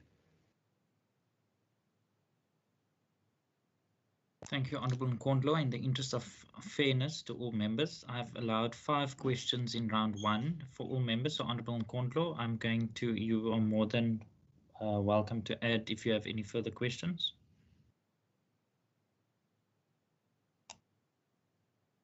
Honourable Nkondlo. Technology, Chair. We were born before technology. We always try to survive. Thank you for that. I think my last 2, I think again on that table 27 on page 97 to 98, in terms of the total number of jobs created through construction projects, health infrastructure, the department underperformed in the national indicators. Now, I think, Chair, this is related to the other question on the EPWP, because I think one is just interested, what are some of the challenges in this regard? And actually, I would want to understand on the contractors, is the department, because I think I recall, and I would be corrected previously, whether the department is still utilizing that system of panel for appointing contractors, for the construction project. And if so, how is that system sort of revised to enable other new contractors? And for how long does the panel sit in terms of that particular process itself of appointing panels, which the department, I was told previously, is using, to appoint contractors. I think let me leave it there for now, Chair. Thank you very much. Thank you, Honourable Nkondlo. Honourable van der Westhuizen. Yes, thank you, Chair. And this is actually a follow-up. I was a bit slow when you gave us an opportunity. Back to page 152 and the table and the underperformance in terms of the standards set by the department for itself regarding, say, for example, the maintenance of gravel roads, etc. It was wonderful to hear that the department has acquired what I presume would be a mobile crusher then to try and eliminate the problem, or alleviate the problem with the borrow pits. But can I just ask, what can we expect going forward in terms of our gravel roads? Are you going to lower the targets? Are we going to experience a bigger backlog? in the maintenance of those roads? Or do you believe that this mobile crusher will now enable us to play catch up? I think we just need to be able to inform the public as well of what can be expected in the future regarding our rural roads. Thank you. Thank you, Honourable van der Westhuizen. Members, are there any further questions in this round? If not, HOD, over to you. Through you, Chair, thank you very much to the members for the questions. I am, as per usual, going to direct some of them across to the members of the team. Specifically, the points raised through your Chair, the first one around contractor underperformance, the aspects around business rescue and how we approach that from a supply chain perspective. What are the processes that we've put in place to try, and the measures to try to limit the risk for the department. I am going to ask that our CFO, Advocate Smith, provide us with some feedback in that regard. Suffice to say that there are a number of processes that are in place, and clearly we will not be able to limit the risk entirely. What happens within the industry, particularly with large contractors, they don't only work for government and or necessarily only in South Africa. So some contractors you would have seen in what you read across the press is that a number of the particularly larger contractors also have started to branch out and do work through the rest of Africa and even internationally. And therefore that has caused some problems with a number of the contractors. So it's not necessarily as a result of work in South Africa. So that's also something, but I'll leave that for Advocate Smith to respond to. I'll start on the aspect around the method of calculation around the job side, and just to paint a bit of context with that. And then I'm going to ask Mr. Bashir Rahim to provide some details through you, Chair, on that one.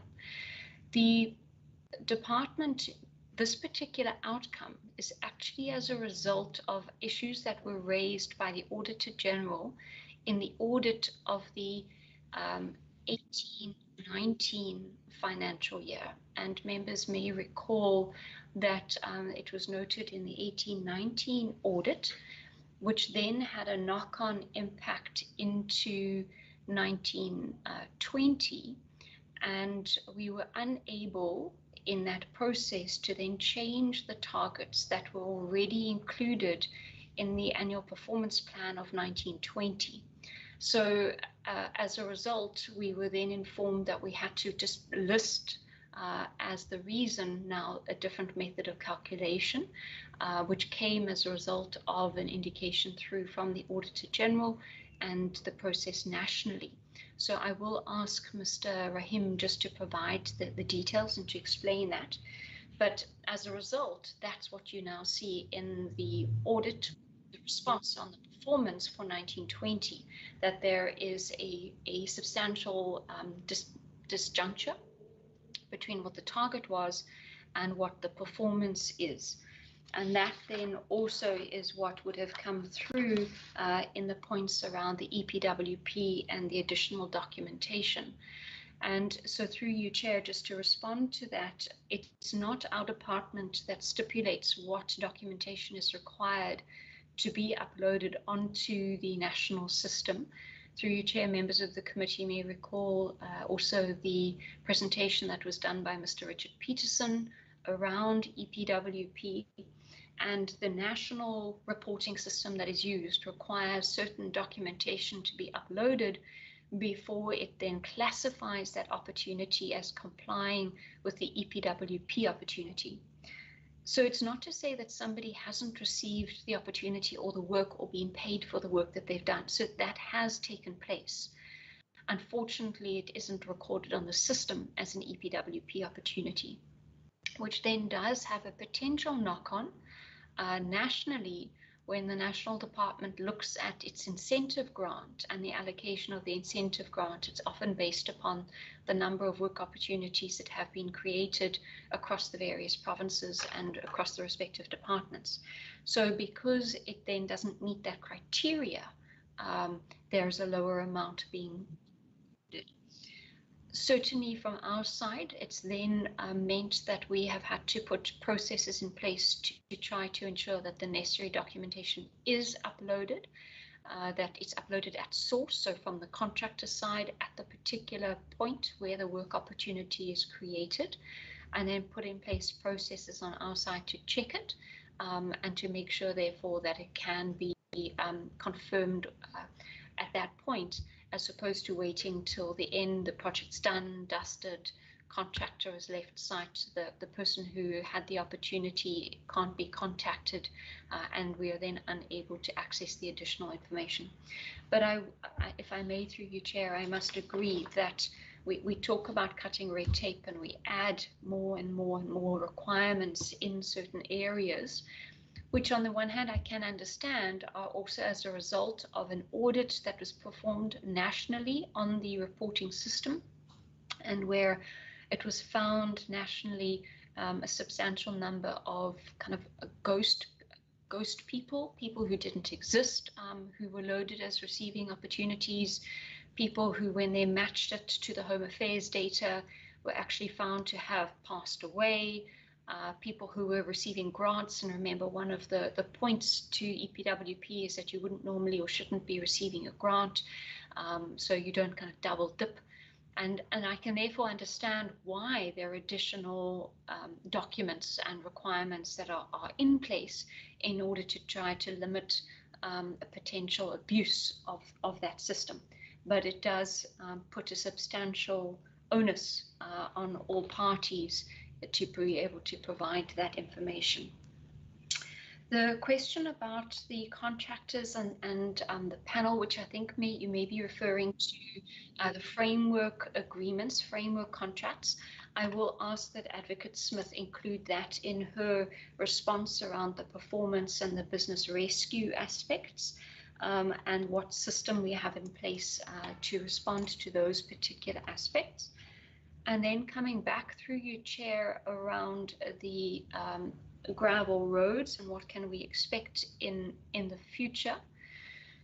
Ultimately, there is a graphic in the annual report on page 109, I think it is, that shows that irrespective of the potential around borrow pits, inline crushers and others, there is fundamentally insufficient allocation from a financial point of view for us to respond to the maintenance requirements of the gravel road network across the province.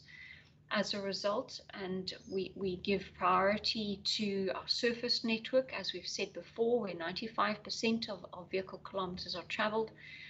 And the trend, as you would see also for surface roads, is unfortunately on the downward trajectory. Given the current budget allocations and the outlook that we have, the road condition across our province, gravel and surfaced, is not going to improve. It is only going to deteriorate. It is for this reason, of course, and we've mentioned it before, that the department is looking across its asset classes at the different types of assets that it has, trying to identify potential partnerships, different types of funding, financing solutions and others for us to respond to what we are projecting into the future. So looking at how we can put in place a partnership potentially with the agricultural sector, with farmers, with co-ops and others around some parts of our gravel network. But that, of course, isn't going to deal with the whole system. So I do have to say, notwithstanding what we are trying to do and the different approaches, partnerships and others, as it stands, the technical input is, given the kind of budgets that we anticipate having into the future, we are not going to be able to arrest the slow and steady decline across the province of our road system and the road network. And I must say that the team do whatever they can with what they do have and direct that to the priority roads. If I may also say that very often, when we're asked about our gravel network, and it is critical, I absolutely agree through you, Chair, that the gravel network is a critical part of the overall road system of our province, particularly for the agricultural sector. But what we have to remember is that ideally when you are moving your goods and traveling to get your goods to market, you potentially are traveling on by comparison a shorter distance on a gravel network than you are necessarily on the surface network. And therefore, as I say, we also make sure that we direct as much as we can within the bounds and within all of the prioritization systems and models that we have to direct us accordingly to the roads that are going to give the best value and improve the condition of the system overall. So through you, Chair, if I may, I'm going to then ask Advocate Smith to provide the initial responses, as I've mentioned previously, and then through to Bashir Rahim for him to provide some detail on the calculation methods. Thank you very much. Thank you, Chair, and through you. So in terms of the contractors and the evaluation of their capacity and capability, we use the Construction Industry Development Board Act and its regulations, which is legislated, and determines actually that the CIDB is the authority to evaluate capacity and capability. In this context, Chair, what the CIDB does is, in accordance with its register for contractors, it divides contractors into different grades. Grade 1 being the lowest, grade 9 being the highest. And grade 9s, as this contractor was, which is group 5, grade 9 has the ability and the capacity to do work up to an unlimited value. In other words, we cannot curb the number of projects that they have unless there are red flags during the evaluation process that indicates such limitation that needs to be instituted. In addition to this, the tender documents include a declaration by the contractor to stipulate whether they are currently in business rescue, whether they currently have financial problems or not. Then we also insert into the documentation and a form, a compulsory form in terms of which they have to list all of their current jobs. This we verify through the I-tender process on the register of projects, also regulated by the CIDB, that indicates how many jobs do they have at a particular point in time. This assists us to determine whether or not they are overloaded with current work opportunity or jobs, projects, Chair, and whether or not it would be in the best interest of the province to award any further projects to them. In addition, we perform a financial due diligence, and we require that the contractors, before we hand over site, give us a financial guarantee. This is all with the aim of limiting the risk and exposure of the department. Further, one must consider that under the current economic climate, Chair, and with the budget cuts and the project cuts, and in addition to non-payment by other departments across the country, this has led to contractors failing, big contractors failing, with a snowball effect, of course, on the subcontractors and the smaller downstream contractors that work for them. Therefore, if we then move on to what are the red flags in terms of project management that we apply in the department, some of those are when the contractor falls behind schedule and they have to reprogram, and that this is not once off, but happens numerous times. Non-payment of their subcontractors, or cannot obtain or pay for materials to actually perform the job. These are all red flags, Chair, and by the way, also red flags that was picked up with this particular contractor. Relating to the question around blacklisting, are they blacklisted? No, they are not blacklisted. The National Treasury has very specific requirements for blacklisting. A contractor failing is not deemed to be an offence from a National Treasury point of view, and therefore we cannot really get a court order against the contractor, because this is not non-performance due to any transgression per se that the contractor has made. So from a blacklisting point of view, they are not blacklisted, but from a restriction point of view, in other words, they are not allowed to submit any tenders while they are under business rescue, or subject to us understanding what's the outcome of the business rescue process. If the outcome is positive, then of course there's no restriction on the contractor to do business again. However, the contractor would have to reapply for their relevant grades at the CIDB. If the outcome is negative and they fail, then of course, Chair, they can't tender for the same business or as the same company. And that is the question pertaining to the contractors. I don't know if I've missed anything, HOD, through the Chair. Through you, Chair, if I may, there was a further question posed around contractors, that we use a panel for appointing contractors and how is the system revised, etc. I do think it may be a reference to our framework agreements, because we don't have panels specifically. Would you be able to just elaborate on that? Thank you, Chair. So through you, Chair, yes, there are two types of panels. In fact, if it alludes to the framework contractors, the framework contractors are in place for a specific period in time, let's say 2 to 3 years. These are reviewed annually, and contractors gets added to the framework. Where contractor does not perform in terms of a job on a framework contract, there are simply no longer any jobs allocated to that particular contractor. If we're talking about a list of preferred suppliers, in other words, we've gone through an open tender process and they are then put on a panel of contractors. The way that would happen is also for a specific period of time and for a particular job. In this context, also what we would do is to put them to invoke specific rules, such as that where there's non-performance, no further jobs are allocated to them. But contractors do not stay on a panel for an undetermined period of time. Thank you, Chair. Thank you very much. Through you, Chair, if I may ask Mr. Rahim to respond on the calculation, the methodology and the issues raised with the Auditor General in previous financial years that gave rise to the revised method of calculation for this past year. Bashir. Thank you, HOD, and through you, Chair.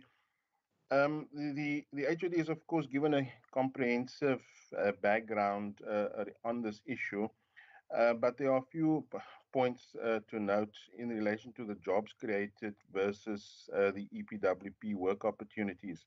The jobs created referred to on page 93 of the annual report are those that are created through the construction and maintenance program within our department, for which the requirements to validate that type of work is very minimal, and the nature of those jobs are extremely short-term in nature.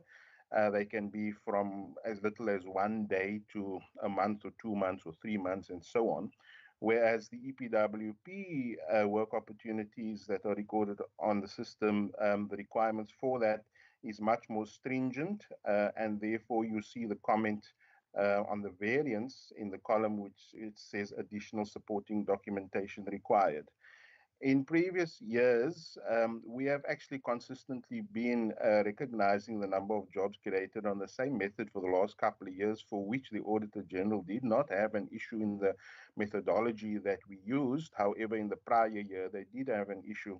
So the issue was this, that again, focusing on the fact that it's very short-term in nature, a particular person can be working on a particular contract, doing a particular type of work, and for the next month, the person might be doing a different type of work on that same particular contract.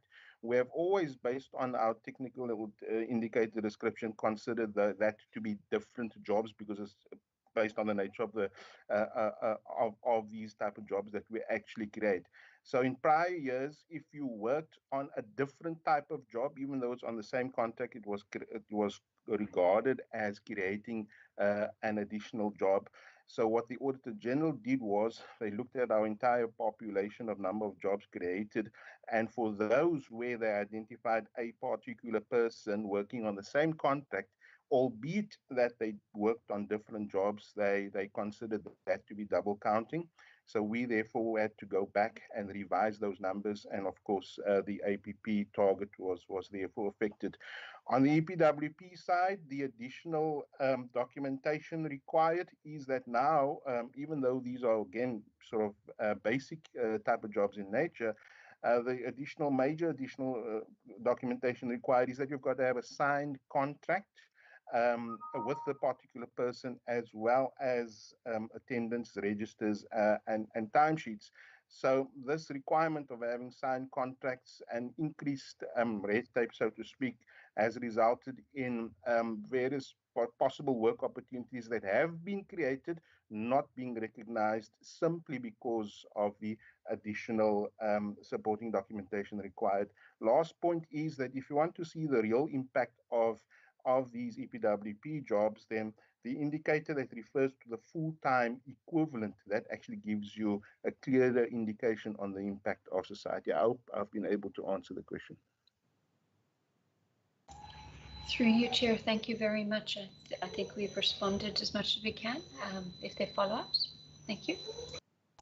Thank you, HOD. Thank you for the answers. Members, are there any follow-ups with regards to the answers received?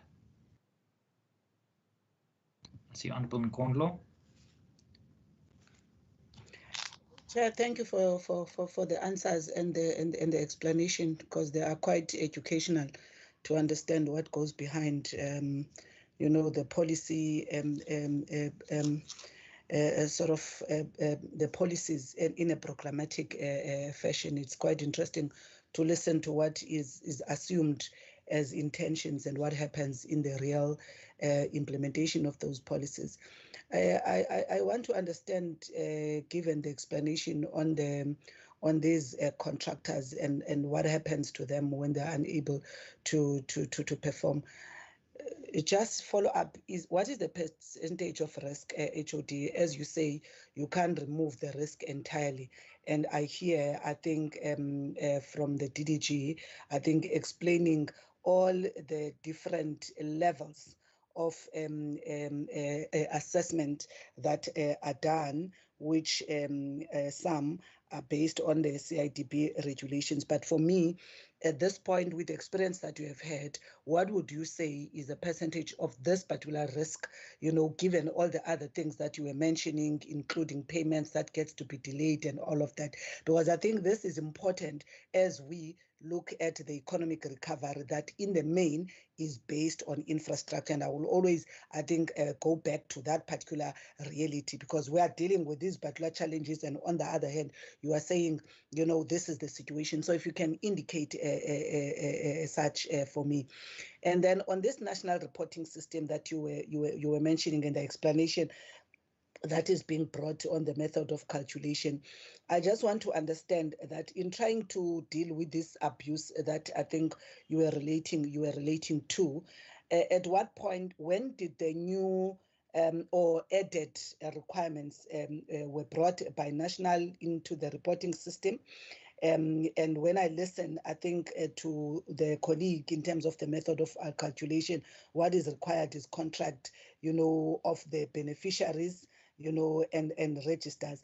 Wouldn't these be a standard documents in any way that supposedly a contractor that is implementing an EPWP is supposed to then provide the department as a portfolio of evidence that indeed there are people on site? So I think I'm struggling to understand, how does this, and I'm saying is made as example, how does this actually contribute into actually an added red tape? Because I would assume if you contract people on site, you have to have a contract of that individual, and indeed in proof of even the contractor paying or that person being able to withdraw their EPWP benefits, they need to have a register that proves, as it was said, that people would be ghost. So when these things think, standard, and now I think they had to be made additional requirements. I think that's an area that I'm just struggling to understand. Thank you, Chair. Thank you, Honourable Nkondlo. Members, are there any further follow-ups? If not, HOD.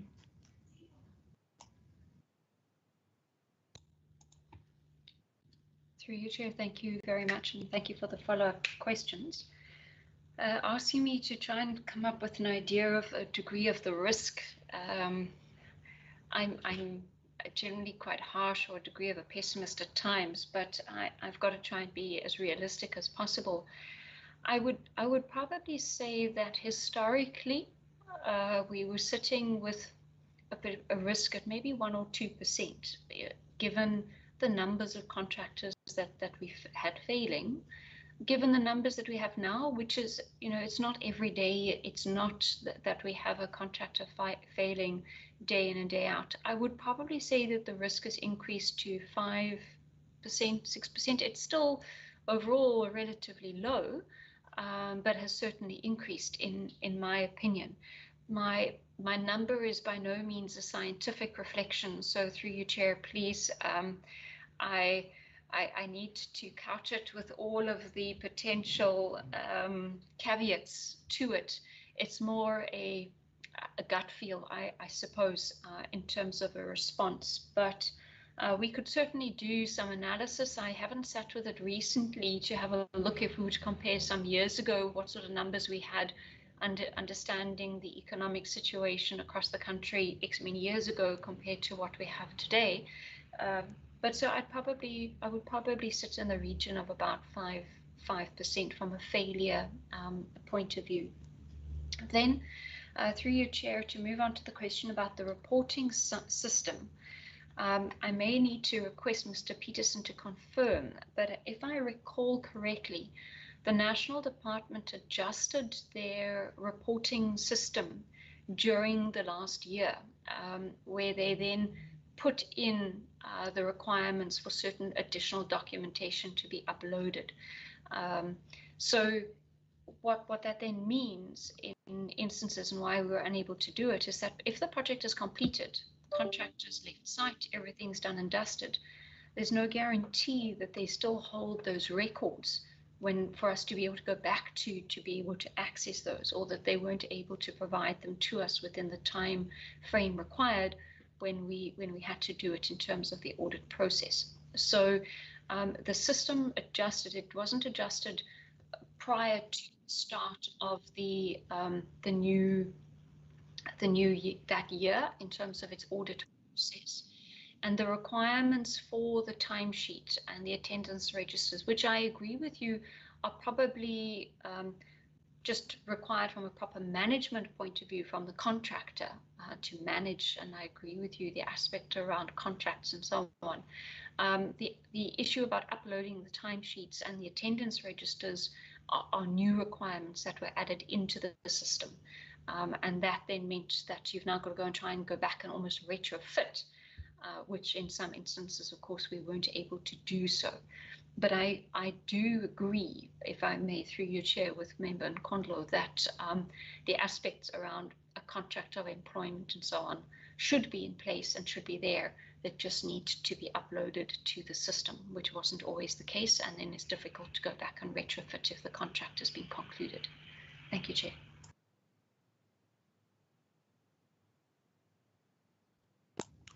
Thank you, HOD. Members, are there any further follow-up questions? If not, are there any further questions on pages 44 to 163 before we move on to part D of this annual report? All right, seems that we've covered part B. Members, I therefore table pages 200 to 236 in part D of this annual report for questions.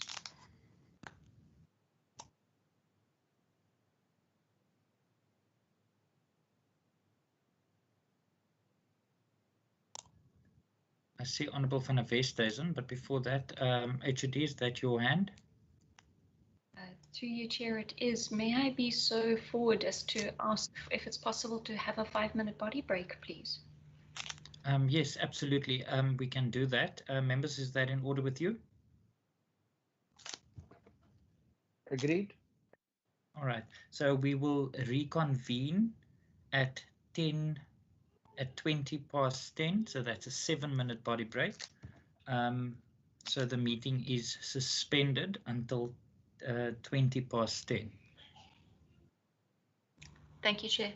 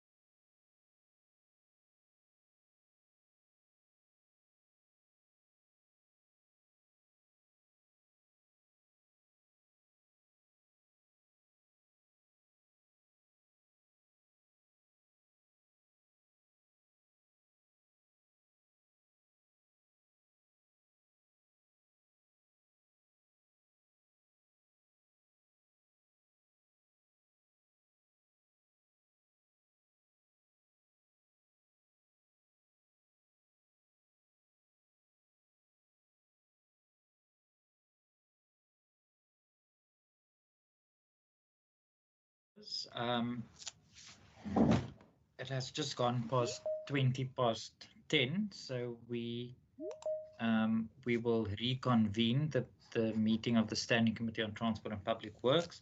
Members, before we suspended the meeting, I tabled pages 200 to 236 and part D of the annual report.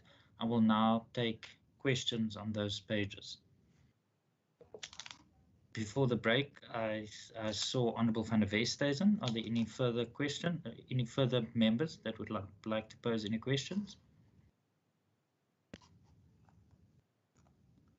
If not, Honourable van der Westhuizen, over to you.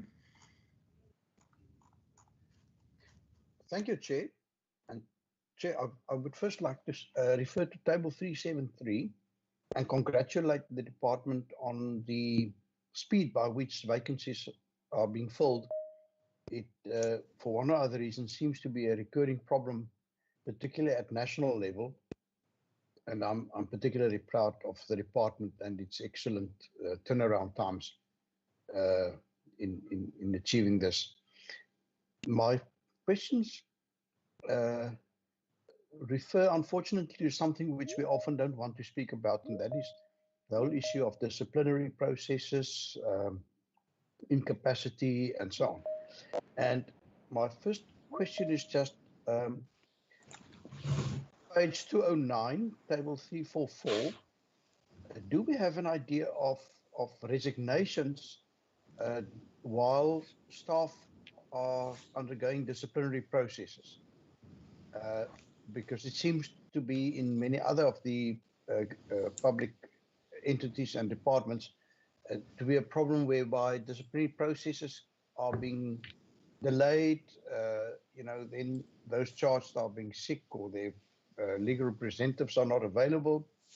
And just before the final verdict, they sometimes resign to accept positions in other departments. And then obviously in that respect, they escape the effects of such a disciplinary process, and they walk away with an unblemished work record. And then also on page 209, table 343, just above that, I see that I think it's called the inefficiency, and the number there is 0. Perhaps I can just say, Chair, there's somebody that's unmuted that is causing some background noise. Inefficiency doesn't seem to be an aspect that is addressed through disciplinary processes. And I think we will all agree that the ultimate aim of the disciplinary process is not to find people guilty, but to improve work performance. So perhaps if we could just get a comment on why the category of inefficiency seems to be, if I can call that, underutilized, Chair. And then also the last one is just something which I think we all would agree with, is the need for capacity training. Now, it seems to me, if one look at the training interventions, as if many of the skilled workers are not the ones that find that the investment in their training is the highest, but that the investment in their training is it seems to be just is higher in some of your more professionally qualified levels, whereby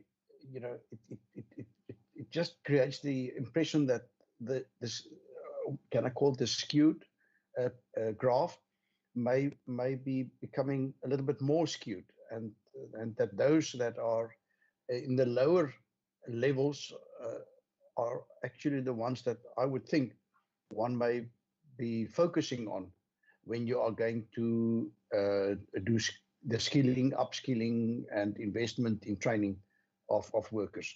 If we could just get the response from the department regarding that statement of mine, I'll appreciate that. Thank you, Chair. Thank you, Honourable van der Westhuizen. Honourable Nkondla, I see your hand. Members, just for the record, I've received an apology from the Minister, who unfortunately had to leave this meeting due to an oversight visit with regards to the COVID-19 awareness campaign that he's has embarked on since last week. So he's unfortunately had to leave. I'm just tabling his apology. Honourable Nkondlo. Thank you, Chair. I just want, I think on section D, for me, I just want to ask two more general issues, Chair. One is that if the HOD can just give an indication of the employment equity levels of their senior management and middle management. The last one, I think, relates to, I think, a member Van der Vesthuizen and issue around the skilling. I just want to understand, in terms of the levels of skilling, in particular, you know, your high-tech infrastructure-related construction management and such skills, what would be you know, the comment by the department from their own capacity? Because I recall, I think these are some of the challenges that gets to hamper you know, implementation of big infrastructure projects. So I just want to get an observation, you know, from the HOD of in terms of the level in the department, in the overall, what would be a comment in that regard? And that related to municipalities, you know, whom at times with some of the projects they need to implement through the municipalities. What would once again be her comment around the capacity, you know, of those in the municipalities? And I'm raising that, Chair, and exploiting this opportunity of the annual report, you know, and the baselines of achievement, you know, in terms of what we are looking at, because we're looking at recovering an economy based using the infrastructure. And I think with the committee, standing committee on economic development, we were in Mossel Bay, we were in George, and both of those municipalities, when you look at their economic recovery plan, they're basing them, you know, on these big infrastructure projects. So that is why I'm asking from a skills point of view of the now the department itself and the corresponding municipality capacity. What will be the comment on the capability of those high-end skills? Thanks, Chair. Thank you, Honourable Nkondlo. Members, are there any further questions on pages 200 to 236? If not, HOD.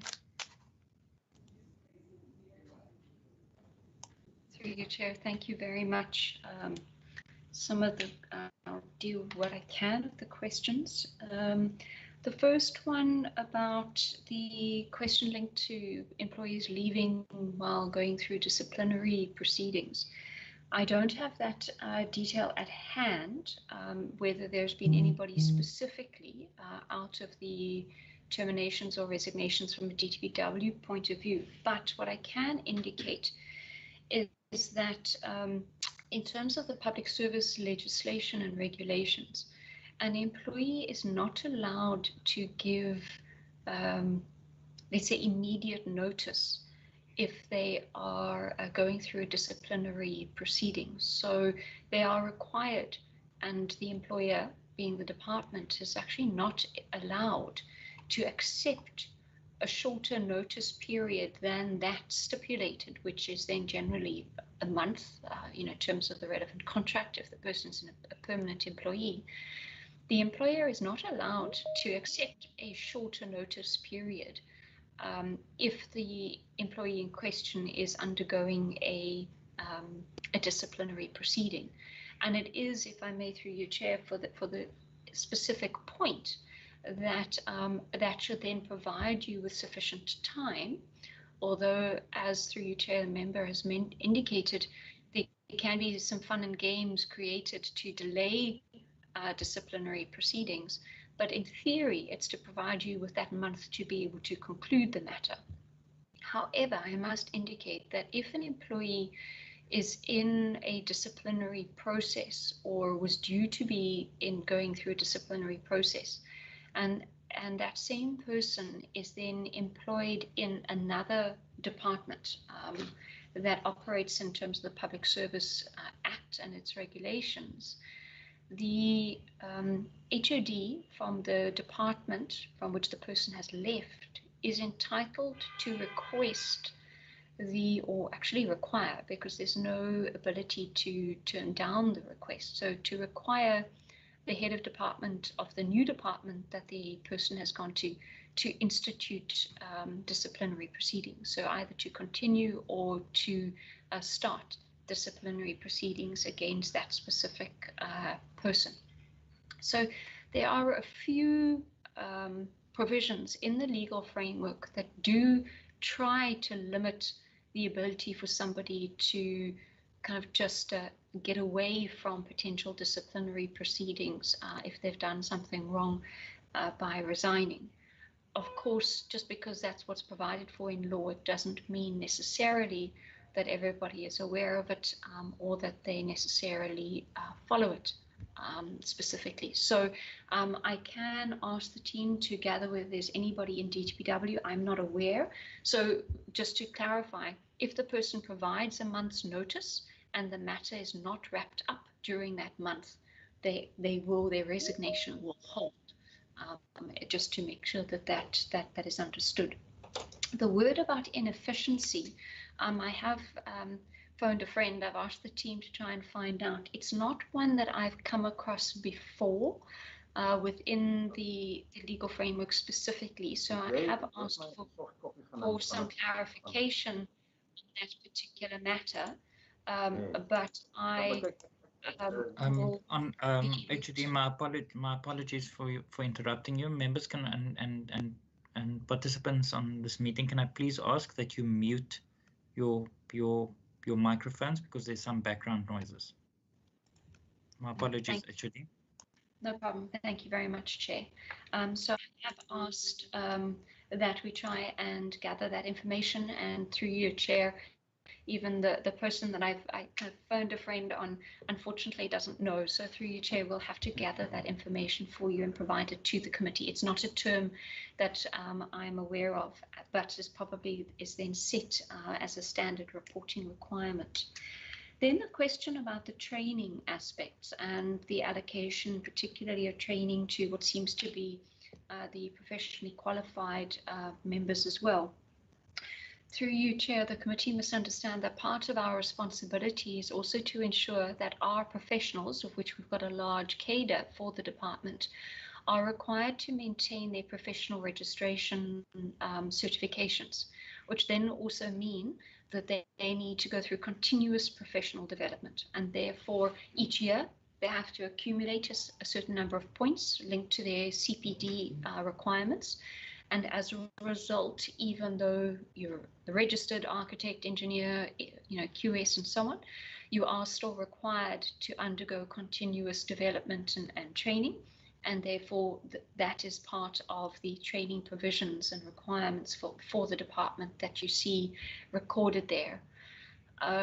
Certainly a fair amount then of training as well. In the year under review, we put in place a substantial program through our public works team for coaching program, for mentoring and certain training as well, as an investment into that particular team. So that would also be recorded in the details that you see. Certainly it is not just that group, it is a wide variety, but you will see certainly a particular, what's the word, I suppose, weighting that's been allocated. However, the department provides more than the minimal legal stipulated required amount for training for its staff, and has not turned around and said that people are not able to be trained because there isn't any budget. Actually, we have in the past years directed funds specifically to the training program across the department, because I do believe, as I mentioned a little earlier, that it's vitally important that we try and create the environment and the opportunities for people within the department to be able to progress.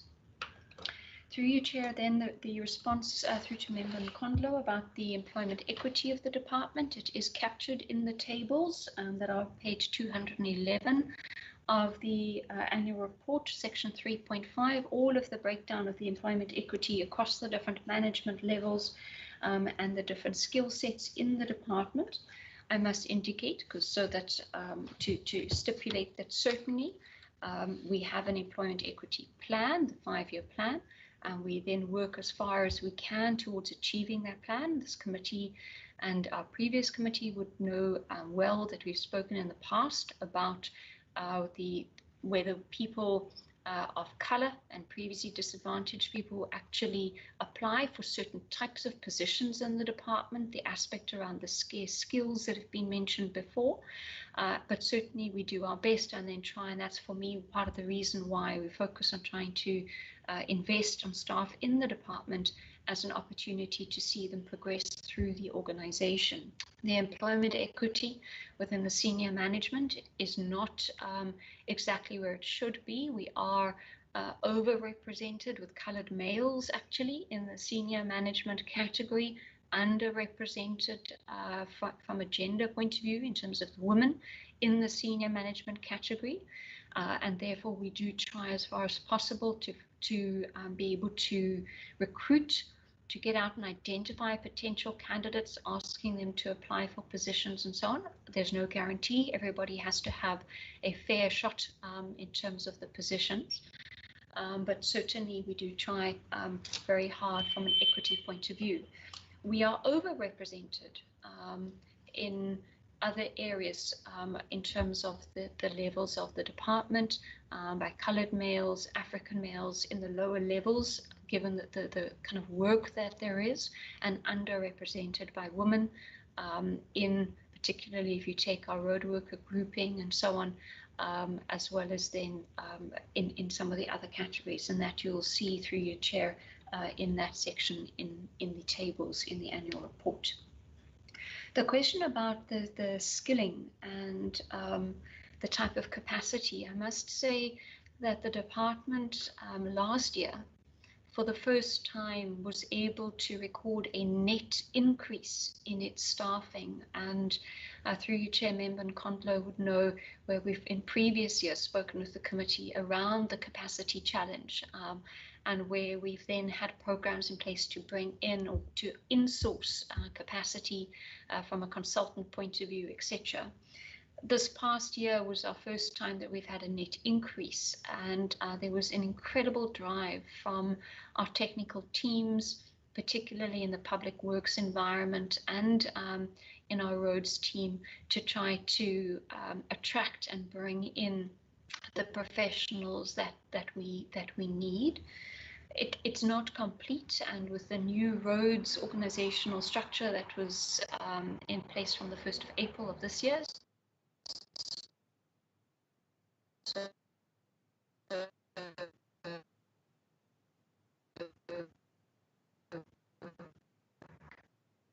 just past the reporting period. That goes back to my previous feedback about COE and our ability or not to be able to fill those positions. So I do believe that the department is in a far better position than it was some years ago.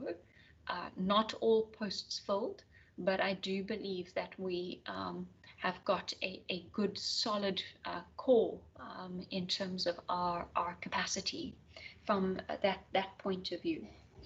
Certainly, and I know it wasn't directly linked to the question, but this year, just to add it, there's a substantial focus as well on the recruitment, and that was provided for in the budget process for our provincial traffic team to be able to focus on bringing in and filling a number of posts within the provincial traffic law enforcement grouping. Then through you, Chair, the question about the municipal capacity. Sure, I've got to be careful, I suppose, what I say. I do believe that some municipalities do battle with particularly the technical expertise that would be required to be able to drive an infrastructure agenda. The point that I mentioned a little earlier in some of the feedback linked to the roadside and the maintenance. My apologies, HOD. My Yes. apologies to interrupt you again. Members and participants in this meeting, can I please ask for the last time to please mute your microphones? We've been struggling with connectivity, and now we're dealing with background noises as well. My apologies, HOD. No problem. Through you, Chair, I think I have to apologize. There's the lift outside our building for the contractor to do work on the 7th floor, and the lift just moved from the 7th floor down to the ground floor. So unfortunately, I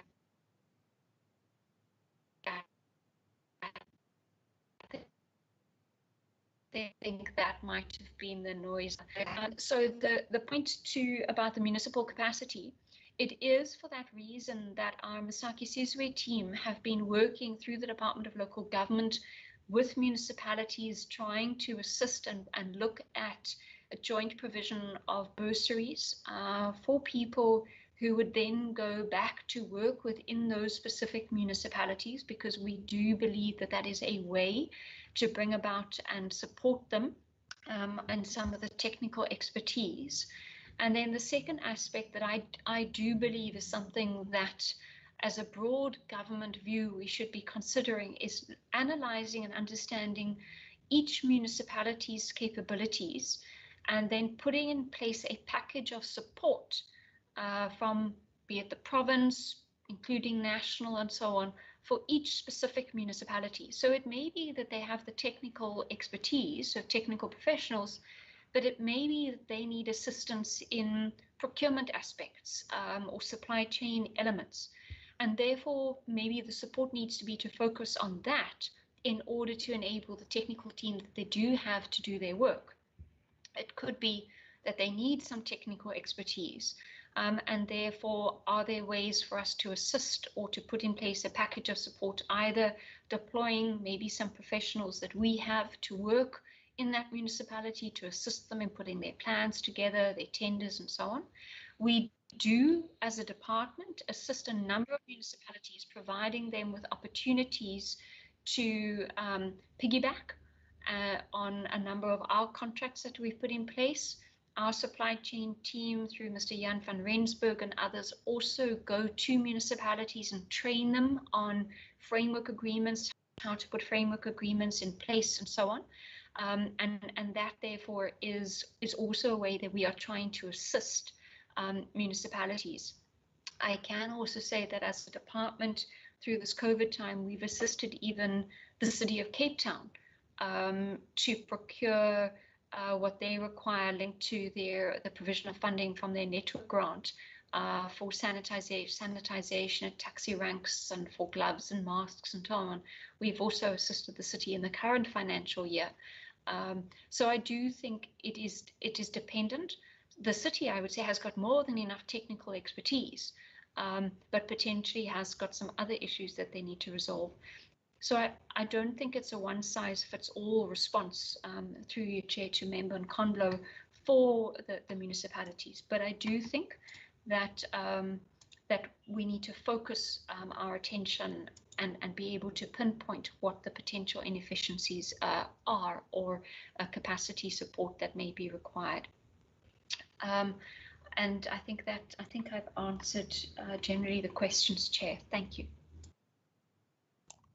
Thank you, HOD. Members, are there any follow-up questions to the answers provided?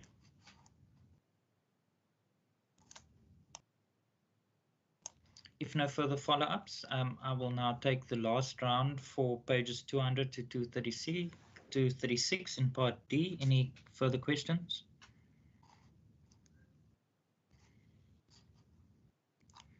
Seems like there's no further questions, so that brings us to the end of this annual report session. But before I do the official thank you and provide the HOD to make some closing remarks, because it's a public meeting, I'm going to ask if there's any members of the public that would like to pose any questions on the annual report as tabled.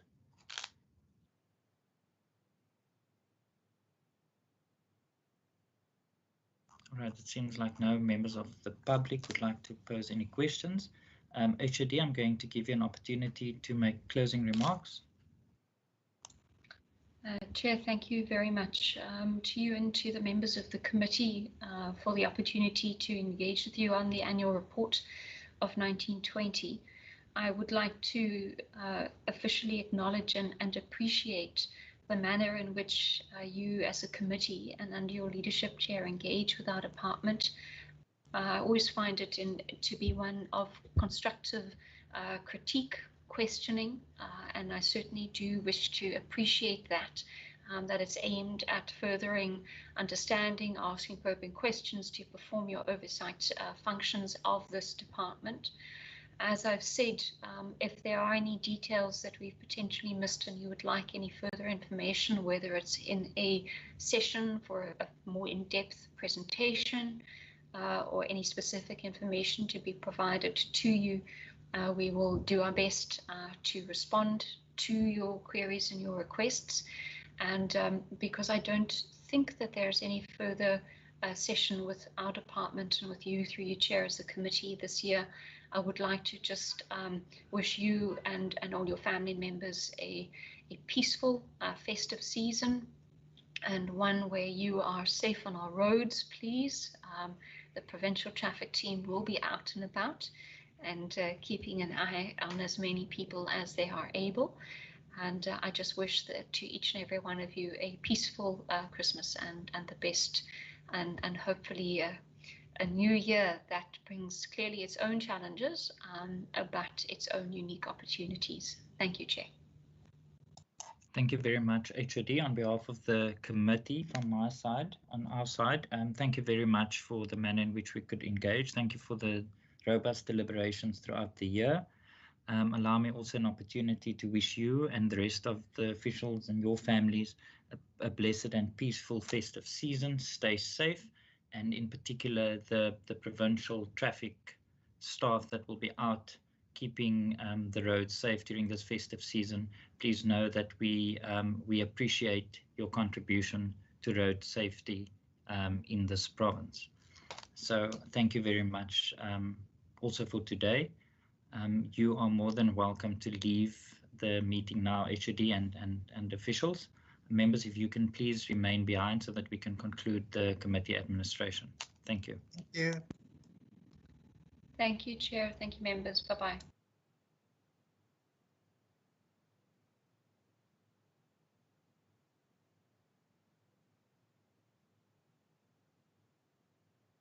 All right, thank you, members. Before we get to the annual report and recommendations from this meeting, can I please ask that we deal with the previous minutes? Mr. Coetzee, if you could please flight those minutes.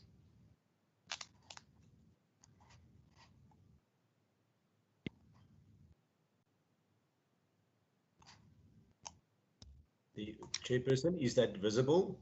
It's visible. Thank you very much. Members, I'm tabling the minutes of the 23rd of November 2020, but I'm going to allow you an opportunity to just go through it. I know that it was only circulated last night. I mean, it's not a lot of content to the minutes, but I'm going to allow you an opportunity to just peruse it.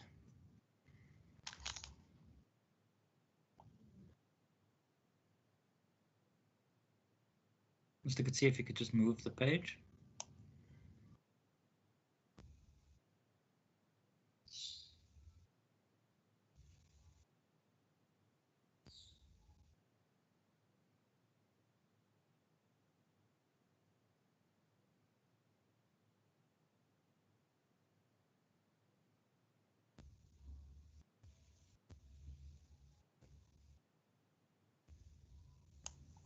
All right, thank you. I'm tabling page 1. Any edits or amendments?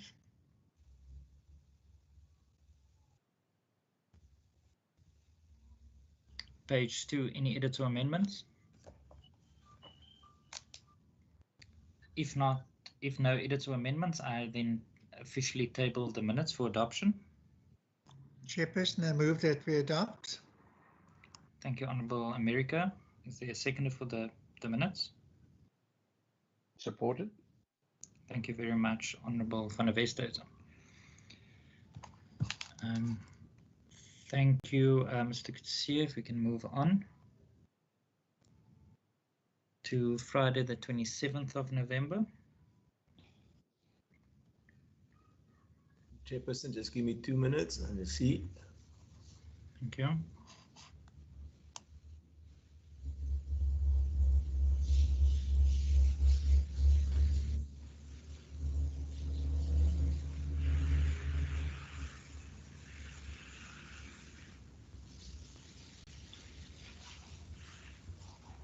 There we go, Chairperson. Is it visible? It's visible. Thank you very much. The same as the previous minutes, I'm going to allow you an opportunity to just peruse them. Page 1. Just attendance. Please make sure that your attendance is correctly noted. Mr. Kutsia, you can move down.